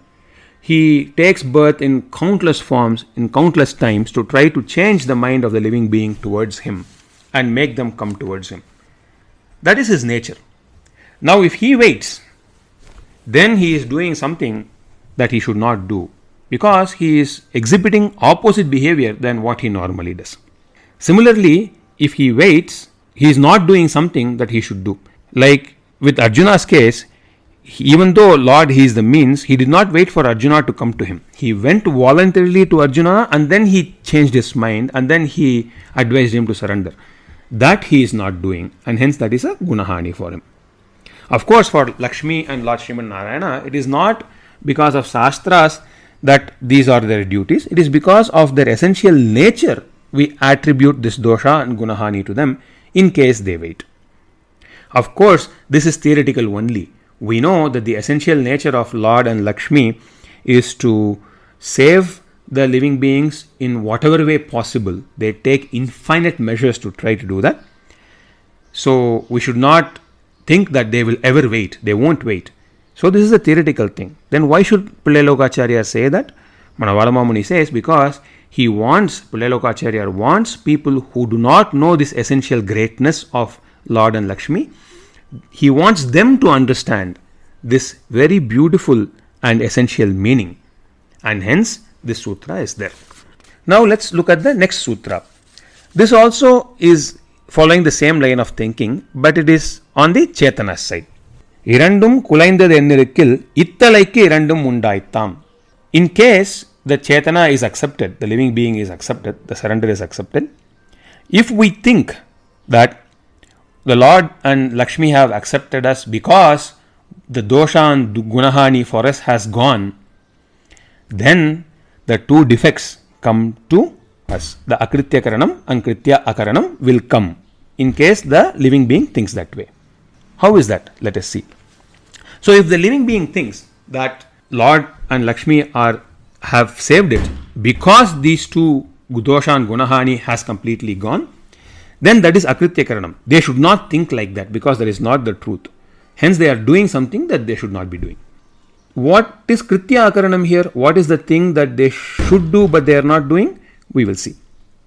Alvar says, Nisanen nirevonnimillen. Nammalvar himself says, I am the lowliest of the low. I don't have any good things. Alavandar, Yamunacharya, Ramanuja's great Acharya says, Amaryada kshudras chalamati rasuya prasavabuhu kritagno durmani smaraparavasho vanchanaparaha nrisamsha papishtak kataham hilo dukka jaladehe aparaduttirnastava paricharayam sharanayovo. He lists a series of bad qualities that he says that he has. Kuratarvan says in Varadarajastavam, there are so many acharyas who have shown us through their works that even they say that they have all these defects even after surrendering in front of Lord Sriman Narayana. So this means that the doshas really do not go away for us. The gunahanis do not really go away for us. So what we should do, we should think that even though we have all these doshas and gunahanis, how kind the divine couple is that they are actually saving us. That is what we should think. That should be our mindset. But that mindset is not exhibited if we think that they saved us because our dosha and gunahani went away due to our own efforts. So that is the kritya akaranam here. We saw 3 beautiful sutras today where the common quality among Lakshmi and Lord Sriman Narayana was told to us in a beautiful way by Pillai and Manavala Mamunigal. Alvar Emberumanar Jiyar Tiruvadigalé Sharanam.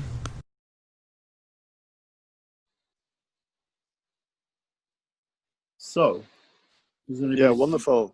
questions or comments about that?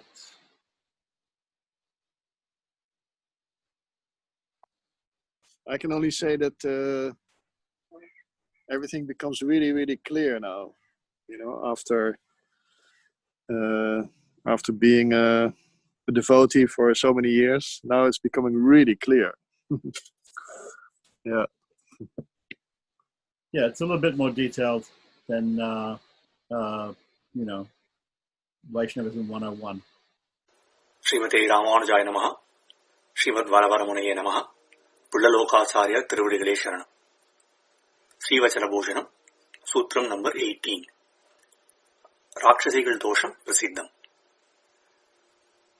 Previously it was shown that Virati stands for Purushakaram and Perumal stands for Upayam, and that they both accepted the doshas, the sins, and the abandonment of good qualities, gunahani, as the reasons to accept a Chetana. But are there any examples to show that? And Pullalokacharya in this sutram and the next few ones shows that there are examples for those. First, the example of Rakshasis who were accepted by Sita Pirati. He says their doshas are well known. Rakshasigal dosham prasiddham. For 10 months, 700 of these Rakshasis tortured Sita Pirati in Ashokavanam, both through their words and through their actions. After the war was over and Ravana was killed, Hanuman came to Ashokavanam to tell Sita Pirati about it, and at that point he wanted to punish these Rakshasis for torturing her. But she defended them by saying that they did that due to the instructions of their leader Ravana, and asked that Hanuman not be angry with them. In this, Sita Pirati actually has taken their very behavior as the reason to protect them and is asking Hanuman to show mercy to them. She says, Karyam karunyam aryena na kaschin na aparadhyati. That is, great people show mercy and she questions who has not committed sins. But in this sutram, Pullalokacharya only says doshas, but does not say anything about the loss of good qualities. What are the loss of good qualities with these Rakshasis? They never had any mercy on Sita Virati for even one moment, thinking that she too is a woman like us. Also, at an earlier time when Trijata's dream of Ravana's death and Rama's victory was told to them, they had become very scared, and at that moment Sita had offered them her protection. She said, I have become your refuge. But even after that, without any thought of that, they continue to torture her. But the loss of these good qualities is not mentioned here because it is automatically understood when it is said that doshas are used as a reason to accept. So this is a very good example to show that the sins of the Chetana themselves become the reason for Purushaka. Sutram number 19.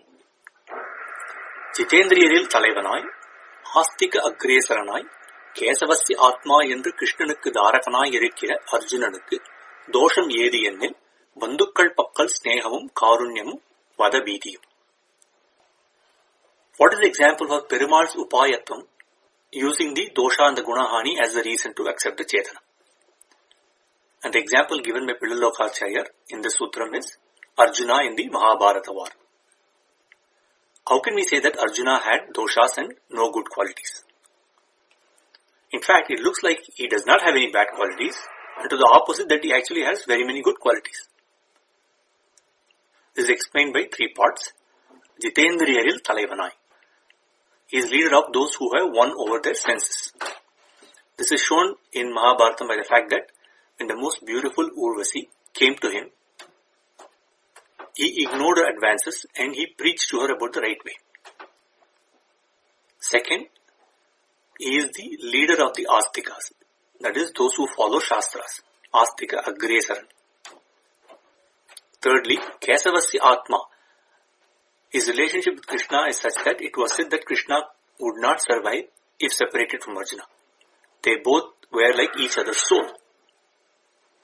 And yet Pullalokacharya says that Arjuna had dosham. Arjunanukku dosham yedu ennil. So the question is, where is his dosha? And he answers by saying, Bandukkal pakkal snehamum karunyamum vadabhitiyam. That he had friendship, mercy, and fear of killing about his relatives. But how can friendship and mercy be doshas? Because when everyone was gathered for doing war, instead of carrying out that event, he started showing these qualities at those who were assembled there for the very sake of that war, just because they were related to him. And these behaviors were exactly opposite to his duty as a Kshatriya. So Pullalokacharya says that placing friendship and mercy at the wrong place is a dosha, and thinking that his Kshatriya dharma is actually adharma and will lead to sin is also a dosha. This is what is mentioned by Alavandar also in Gita Sangraham as Astane Sneha Karunya Dharma Dharmadi Yakulam. That is confusing dharma to be adharma by placing friendship and mercy in the wrong place.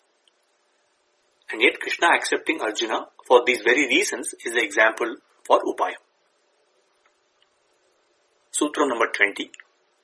Draupadi Paribhavam Kandirundadu Krishna Abhiprayathale Pradana Dosha. These doshas, these sins shown earlier about Arjuna are not the main ones. Pullalokacharya says that he had committed a much greater, a primary sin, and that is shown in the sutra. Draupadi Paribhavam, the suffering or the humiliation of Draupadi, Kandirundadu, seeing that and not doing anything, is the primary dosham, the pradana dosham, in whose mind? In the mind of Krishna. Krishna Abhiprayathale. When Dushasana was trying to disrobe Draupadi on the orders of Duryodhana, Arjuna kept quiet, thinking that they had lost in the game of dice and therefore they should not take any action. At some point, she started crying out to Krishna saying, O Govinda, Pundarikaksha, Raksha Mam Sharanagadam, and she completely surrendered to him. At least at that point, Arjuna should have thought that After all, the Shastras say that if Perumal's devotees are being hurt by others, a person should attempt to save them if he has the ability and the strength to do so. And if he does not, he should walk away from there with sorrow and not stay back as a witness. Yet he sat there and watched. More so, thinking of his friendship with Krishna and Krishna's affection for him, he should have thought, how can I show my face to Krishna tomorrow if I stand by and watch his devotee being tortured like this? And he should have exited the place very quickly if he could not do anything. Yet he stayed. So as far as Krishna is concerned, this is the greatest dosha of Arjuna. This is the pradhana dosham in Krishna's mind. Because this is Bhagavata Pacharam. It is about Bhagavata Pacharam that Perumal said, Na Kshamami in Varaha Puranam. That is, he will not forgive that one act. Therefore, it is alright to say that Arjuna had committed grave sins, but only his quality of Vatsalyam, the affection shown by a mother cow to its calf, that Perumal shows towards us, it is that quality that allowed Krishna to accept and protect Arjuna in this case. Sutram number 21. பாண்டவர்களையும் நிரசிக்க பிராப்தமாயிருக்க வைத்தது திரௌபதியுடைய மங்கள சூத்திரத்துக்காக. In this sutram, Pidalokacharya explains the severity of this sin. He also explains why this mistake of Arjuna, which is also the mistake of all 5 Pandavas, was forgiven by Krishna. பாண்டவர்களையும் நிரசிக்க பிராப்தமாயிருக்க. All 5 Pandavas should have been punished for this sin. Yet he left them here because of the Mangala Sutra of Draupadi. This dosha of watching Draupadi suffering and not doing anything about it is not with Arjuna alone. It is with all the 5 Pandavas who are watching it. So just like Duryodhana and his brothers lost their lives, the Pandavas should have also lost their lives. But Krishna allowed them to live on. And he did so because he wanted to save the sacred Mangala Sutram, the holy thread around the neck of Draupadi that was tied by her husbands, the Pandavas. After all, Krishna could not tolerate the fact that her hair was not tied up and she had left it untied throughout the war from the time of her humiliation. How could he tolerate the loss of her Mangala Sutra? So through this, 2 things are shown. Not only those who hurt his devotees, but those who watch that happening without doing anything are also equally punishable. But if such people have a relationship with those same devotees, then they will be protected for the sake of those devotees. That is what is shown in this sutra. Alvar Embirumana Jiya Trivadigalai Sharanam Adiyen Mudar Kavidasan. Alvar Trivadigalai Sharanam Embirumana Trivadigalai Sharanam Pidalokacharya Trivadigalai Sharanam Jiyar Trivadigalai Sharanam. Sri Vacana Bhusanam 22nd Sutram. In the previous sutras, we saw that Pidalokacharya, taking into account the fact that the Pandavas did not stop Draupadi, who was a bhakta of Krishna, who has surrendered to Krishna, when she was insulted in the court of Duryodhana and Dhritarashtra, they did not do anything. They were just watching by. They did not try to stop it. Because of that, they are fit to be punished. That we saw in the previous couple of sutras. We also saw that Krishna did a lot of things for the sake of Draupadi. Now, in this sutra, he explains a little bit more detail. Arjunanukku dhutya saratyangal pannittum prapatyupadesham pannittum ivalukkaha.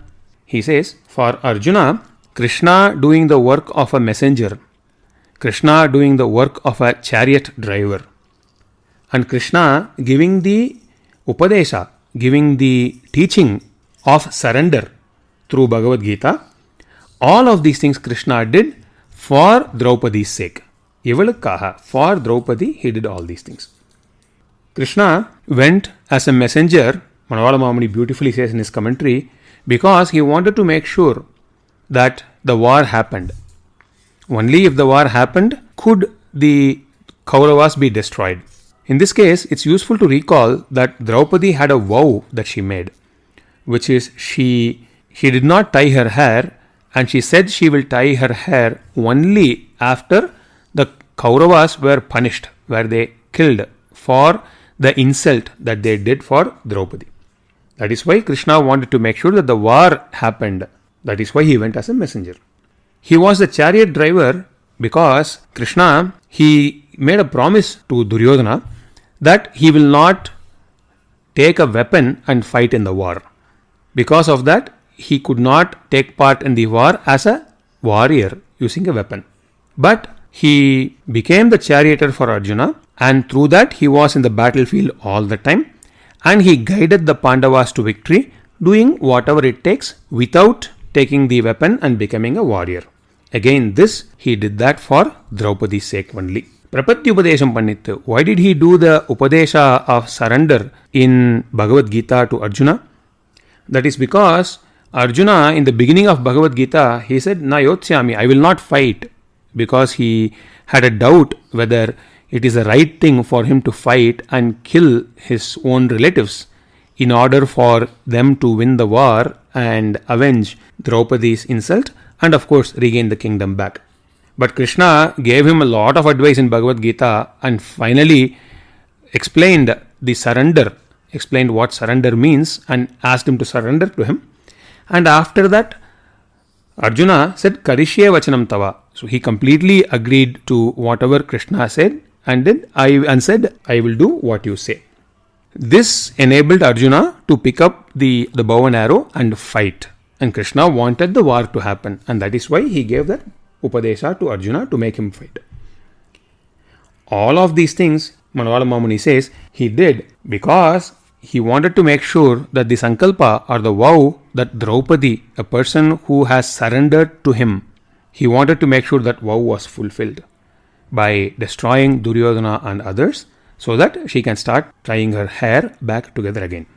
This 22nd Sutra brings to an end the Purushakara Vaibhavam, where mediation is talked about, and towards the end of the previous Vaibhavam, we saw that the concept of Upaya or means have been introduced.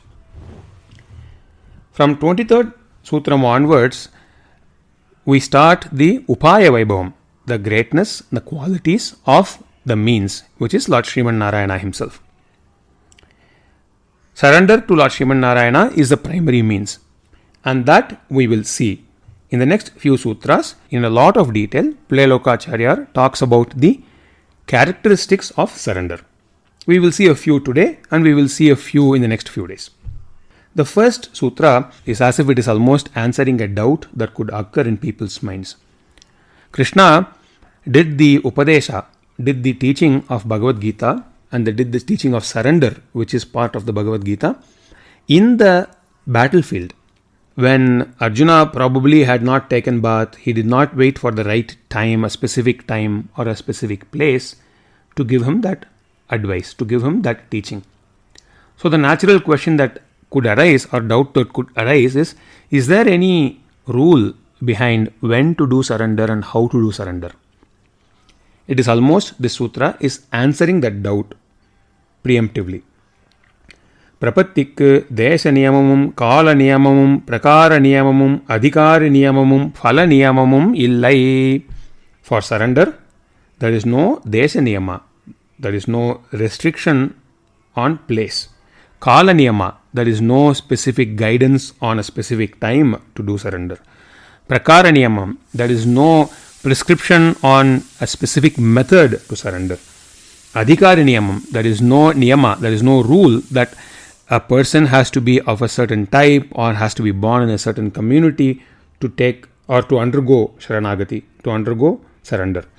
Phala niyamam, there is no prescription or restriction that surrender has to be done only for a specific fruit and not for other fruits. Let us see the detailed explanation. Prapatti or surrender is Bhagavat Charana. It is basically falling at the feet of Lord Sriman Narayana, taking his lotus feet as the means, taking him as the means. That is surrender. For that, Desha Niyamam. Desha Niyamam means a prescription that says you can do this act only in a specific place, we can do it only in a Punya Desa. You cannot do it outside of the boundaries between Ganga and Yamuna, for instance. You can do it only on the banks of Kaveri. You can do it only near a temple.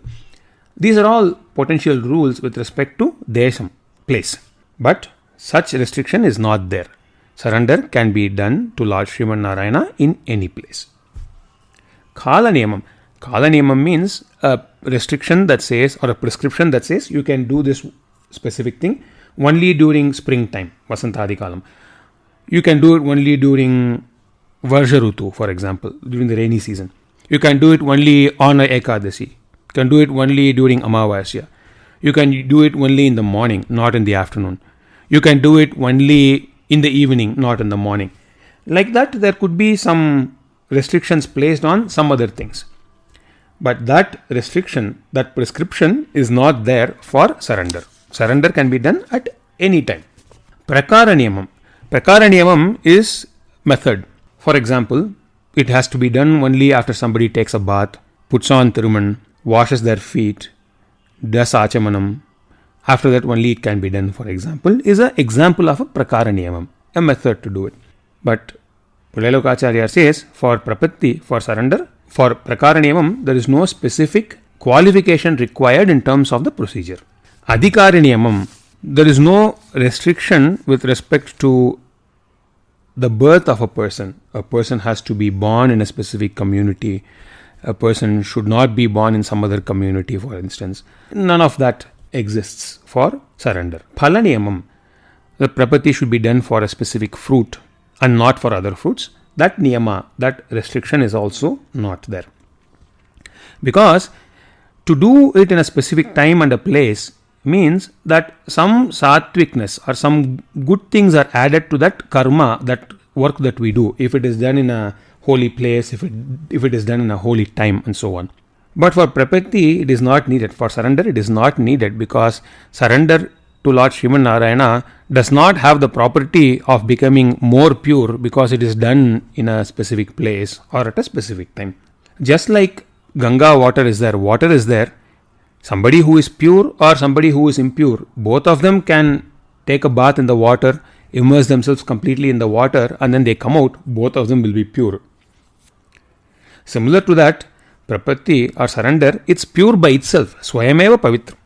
So anybody who comes in touch with it, who surrenders, basically who immerses themselves in it, similar to somebody immersing Ganga water, they are automatically pure. So there is no need for a specific purity. The nature of surrender is an attribute of the soul, of the nature of the soul, not the nature of the body. Since this is a property of the soul, essential nature, Swarupa Anurupam, it is the essential nature of the soul, there are no restrictions on birth or station in life, like a brahmachari or a sannyasi and so on. It is useful to recall that regardless of the living being, whether the living being is a human being or a cat or a cow or a bee, the soul inside that living being, all those souls, they have the same properties.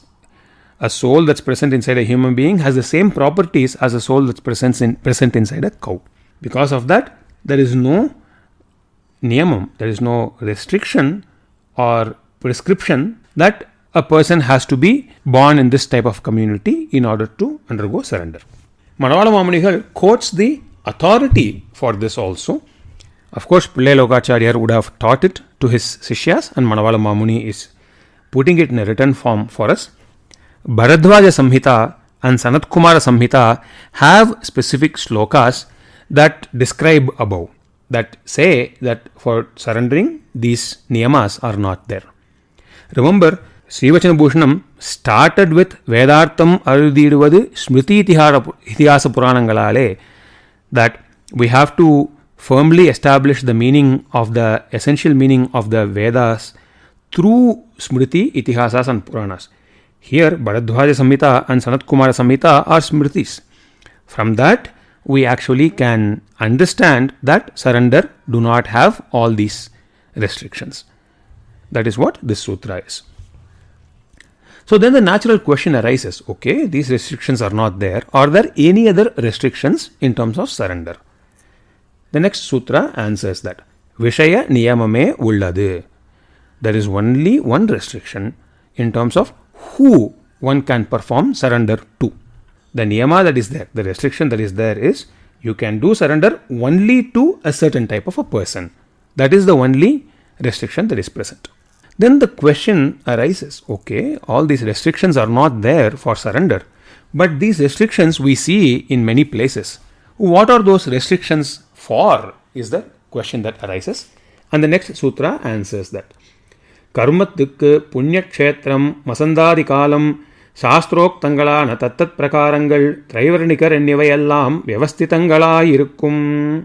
To do karma, to do things that are prescribed by the Vedas, to do that work, for example a Jyotishtoma yajna or some other yaga or yajna for instance, those karmas have specifications in terms of where to be done, punyakshetram, vasantadikalam, at what time one should do, what are the methods to do Jyotishtoma for example is prescribed in the Shastras, whether they should be born in a specific community or not. All those restrictions apply to the karma that one has to do. That is explained in detail in the Vyakhyanam of Manavala Mamuni. That we will not go in detail. It's just important for us to know that the restrictions in terms of time and place to do exist for the karmas that one does, but they don't exist for the surrender that one does. We will end today and then we will continue tomorrow. Alvar எம்பெருமானார் ஜீயர் திருவடிகளே சரணம். So we now have finished with Purushakara Vaibhavam, which is the first part of Sri Vacana Bhusanam, and we have the second part we've started, Upaya Vaibhavam. Purushakara Vaibhavam was about the mediator, about mediatorship and how mediating happens and the details. And the next section is about Upayatvam, about what is the means. What is the means? The means is actually surrender, or the ultimate means is the Lord. And so we begin to discuss that. That we've covered a lot of ground. The last couple of sutras were very, very important, by the way. The beginning of the Upaya Vaibhavam, the Upaya section, saying that one of the most important things is that there are no rules. Just like we hear in Chaitanya Mahaprabhu and Shikshastika, Smarne Nakalaha. Nakalaha means there's no rule, so there's no hard and fast rules. So Niyama also means rules. Yama and Niyama, these are rules in Sanskrit. Yama means what we should do, Niyama means what we shouldn't do. And there are no rules for property for surrender to the Lord.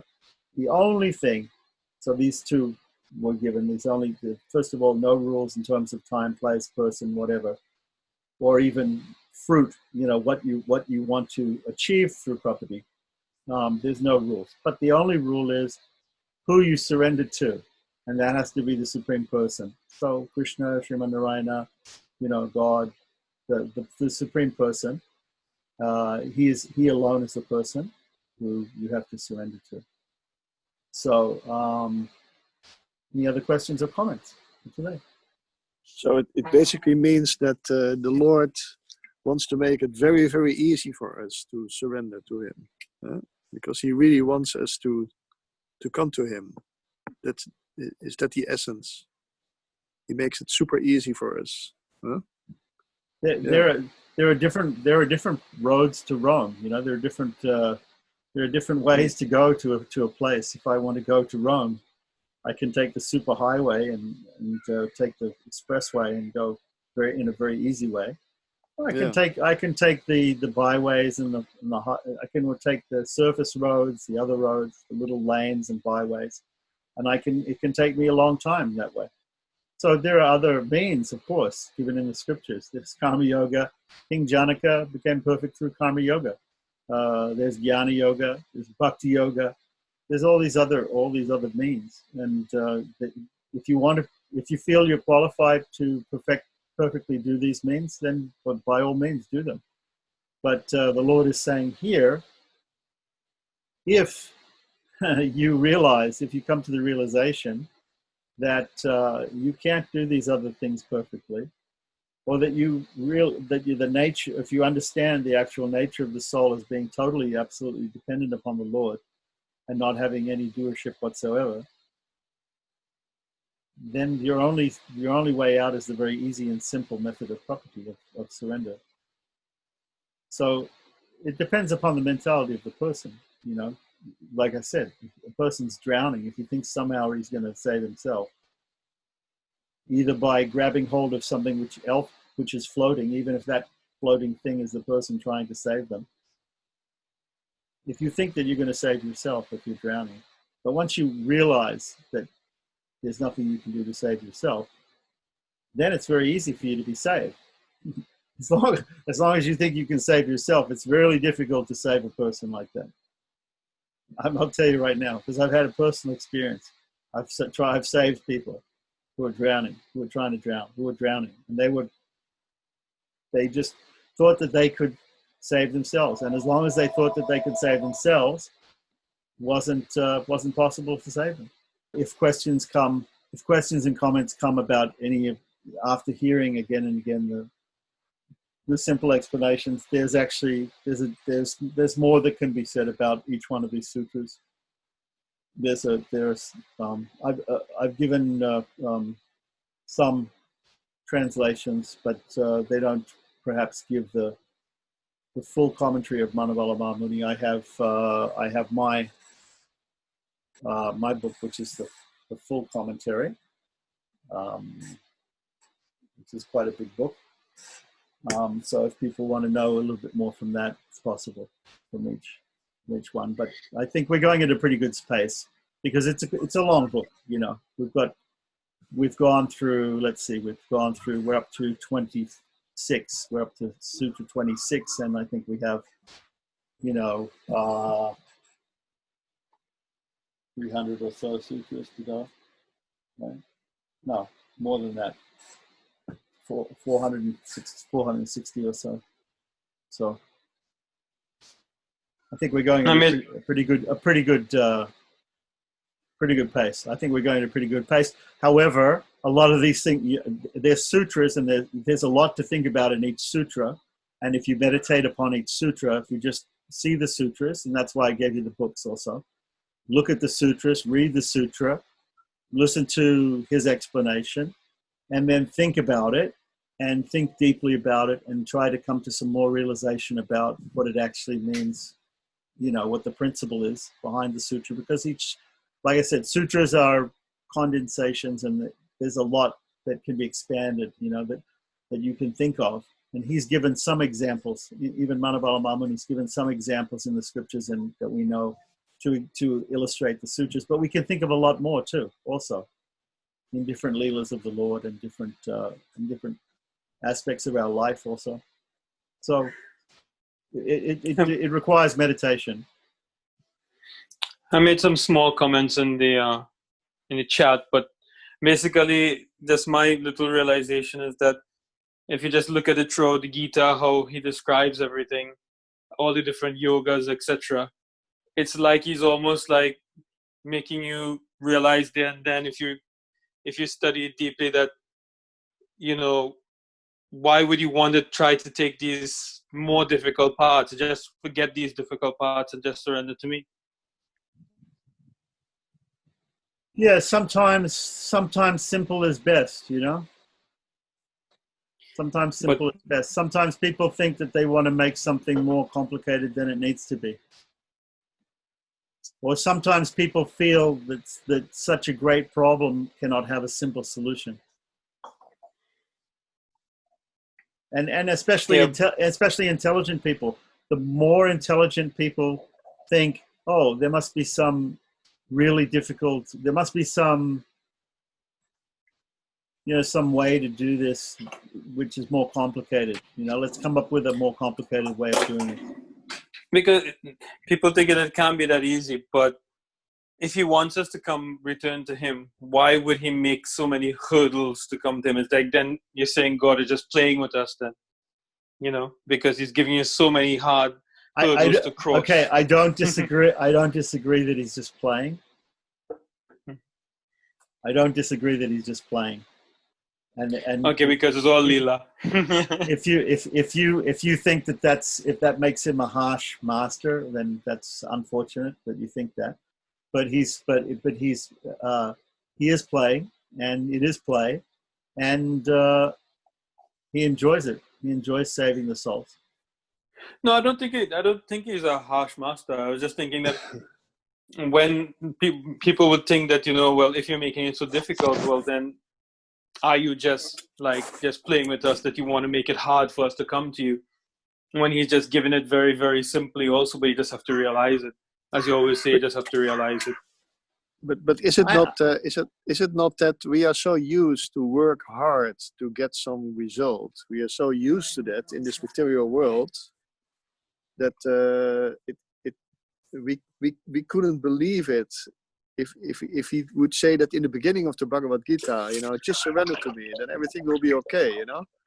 We cannot believe that, I think, because we are so much used to be the controller of our destiny, of our to achieve something. We have to work hard to achieve something. Isn't that Right. the thing? Well, exactly. That's what he was saying. He said, first of all, in the Gita, that Krishna has to overcome the misconceptions that Arjuna had. Yeah, Arjuna right. had these misconceptions. He thought, oh, you know what? I can't kill these relatives. I can't do that. I can't.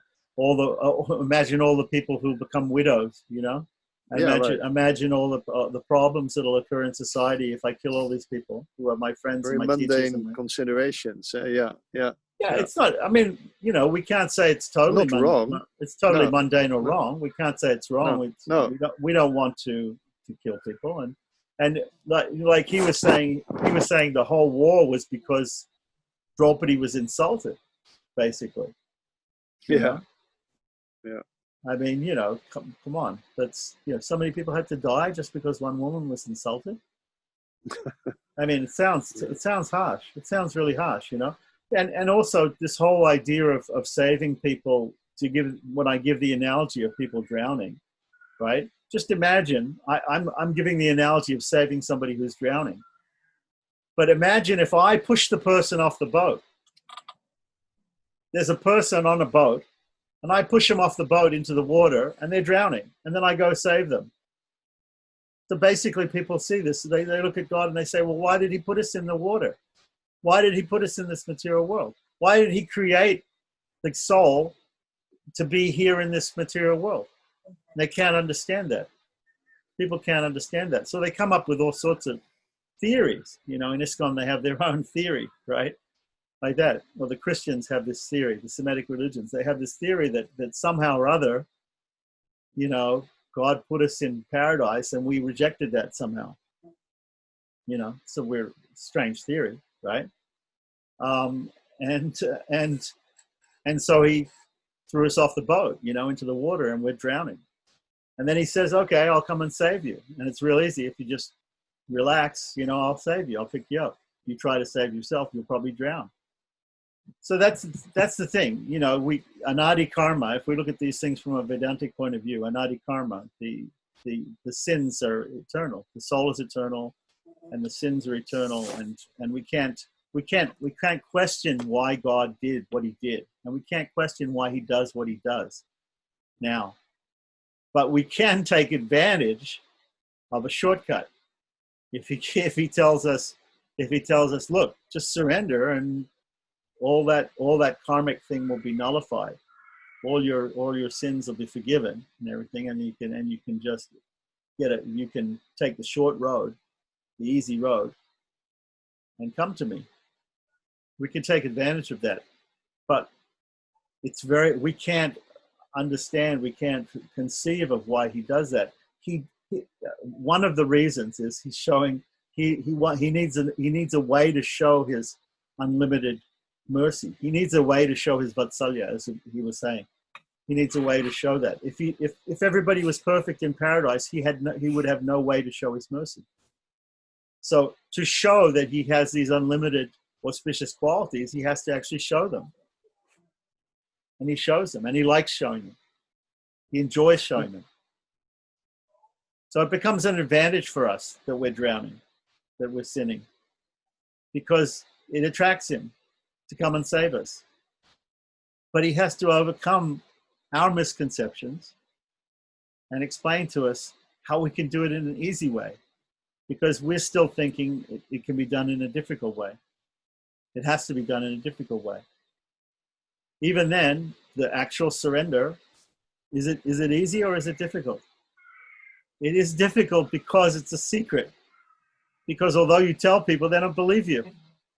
They don't believe you. They think, oh no, I have to do this. I have to spend 8 hours a day doing this, or I have to, I have to follow all these rules. I can only do this on this day and I can't do it. They think all these things. And when you tell them, no, actually, you don't have to do any of that. All you have to do is surrender.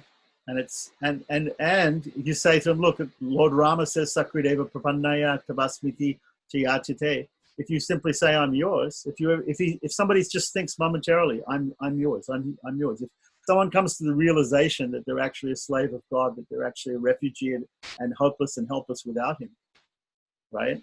And that they have no choice. We have no choice. That's the real point. That's the real point. Because we are his property, yeah? We have his property. We have no choice. Yeah.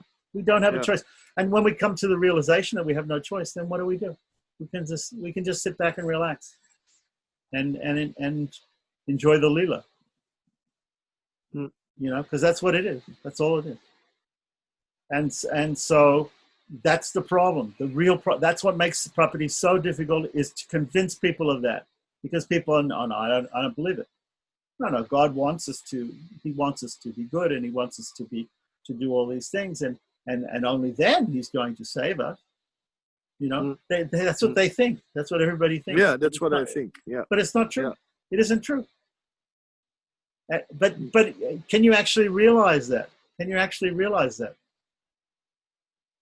To realize that, the whole Bhagavad Gita had to be spoken to get Arjuna to realize that. And he was a very qualified and intelligent person, right? The whole Kurukshetra war had to be fought, and so many millions of people had to be killed because a devotee was offended. Mm-hmm. And we think there's so many other reasons why. Oh, no, the Pandavas were Kshatriyas and they needed to have some land, and because they didn't have the land and because they were fighting. No. The reason, what's the reason? The real reason is because a devotee was offended.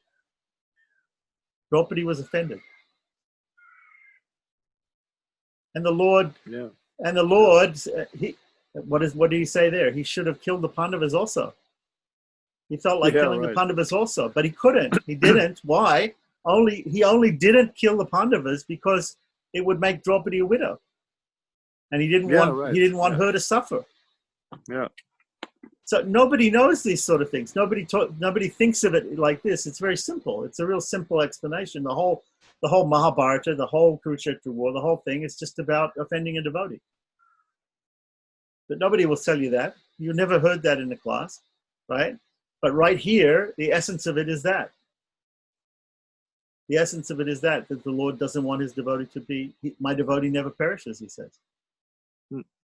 So yes, he gives a very simple thing, but to realize that it's actually true and to adopt it, hardly anybody can do it. Nobody's doing it. Because everybody thinks this is wrong. It can't be right. It's too simple. It can't, it's not, it's against the Shastra even. This whole thing of there's no rules. Like any caste can do it. Any time you can do it. Any place you can do it. Surrender. And it's so simple. Just once mentally you have to say, I'm yours. And people say, no, I couldn't be that. There has to be some rules. There has to be some regulations. There has to be some caste restrictions. There has to be some restrictions for women, because women can't do this and suitors can't do that. And you're not even Indians, you're foreigners, You're not even, how can, or animals even are doing it. Animals are performing property. And, so how can there be any rules and regulations? You get Gajendra, Jatayu, this Kakasura, All the examples are given and right there in the scriptures, but people read them and they don't realize what it means. It means that there is It's absolutely universal, and there is no restriction for anybody. And it's so simple. It's just very, very simple. But to realize that and to adopt that, people can't give up their misconceptions. Everybody has a misconception that it's got to be hard. It's got to be impossible, practically. It's practically impossible. It's not. Just relax and give it up, and God will save you. Just let go into the arms of the lifeguard, and he'll take you away from drowning. You have to do that. But the most fighting comes by the people who know how to swim. They know so many things. They know so many things, and yet they're in the water, and they're thinking that they can save themselves in some way, and they become super strong through adrenaline, and they fight the hardest. They fight the hardest. The people who are drowning, who are more qualified. Somebody who's less qualified, right? If somebody doesn't know how to swim even, and he falls in the water, he'll give up it more easily. But you get somebody who's he's a lifeguard himself, and he falls in the water and he's drowning. That guy's going to try and save himself the most. So the people who are more qualified, the Brahmins, the great pundits, the people who know all the Shastras, the people who know everything, the people who are born in great families, or they're so qualified, they're so intelligent, they're such jnanis, they know all the Shastras. Those people, they're the worst. They can't give it up. They can't give it up. It's the simple people who can take to property more easily than them. The disqualification in the material world is the qualification for property. And the qualification in the material world, or even in the religious world, is a disqualification for property, because people think they can save themselves. They cannot give it up and just realize it's a simple, universal, easy path. It has to be done in a more complicated way. Oh no, I have to chant in so many ways, and this, and I have to do this thing, I have to do that. When you first meet the ISKCON devotees, and you come in, oh, it's simple. Chant Hare Krishna, make your life sublime. That's the best you'll ever feel when you come in contact with ISKCON. And then after what? Oh no, but you have to do this and this and this and this and this and this, and now you have to do that. And they keep adding things. In the beginning it seems simple, in the end it's complicated, like that. But property is the exact opposite. Sri Vaishnavism is the exact opposite. In the beginning it seems like, wow, this is really complicated and everything. In the end it's simple. Yeah. Thank you. Very clear. Yeah. Very clear, but very difficult to adopt, actually. Yeah. Yeah. வாழி உலகாசிரியன் வாழியவன் மன்னுகுலம் வாழி முடும்ப என்னும் மாநகரம் வாழி மனம் சூழ்ந்த பேரின்ப மல்கு மிகு நல்லார் இனம் சூழ்ந்திருக்கும் இருப்பு வாழி திருவாய் மொழிப்பிள்ளை மாதகவால் வாழும் மணவாள மாமுனிவன் வாழியவன் மாறன் திருவாய் மொழிப்பொருளை மாநிலத்தோர் தேரும்படி உரைக்கும் சீர் செய்ய தாமரைத்தாளின வாழியே சேலவாழி திருநாபி வாழியே துய்ய மார்பும் புரிநூலும் வாழியே சுந்தரத் திருத்தோளினை வாழியே கையுமேந்திய முக்கோலும் வாழியே கருண பொங்கிய கண்ணின வாழியே பொய்யிலாத மணவாள மாமுனி புந்தி வாழி புகழ் வாழி வாழியே அடியார்கள் வாழ அரங்கநகர் வாழ சடகோபன் தண்டமிழ் நூல் வாழ கடல் சூழ்ந்த மண்ணுலகம் வாழ மணவாள மாமுனியே இன்னுமொரு நூத்தாண்டிரும் ஸ்ரீமதே ரம்யஜா மாத்ரு முனீந்திராய மகாத்மனே ஸ்ரீரங்கவாசினே பூயாத் நித்யஸ்ரீர் நித்யமங்களம்.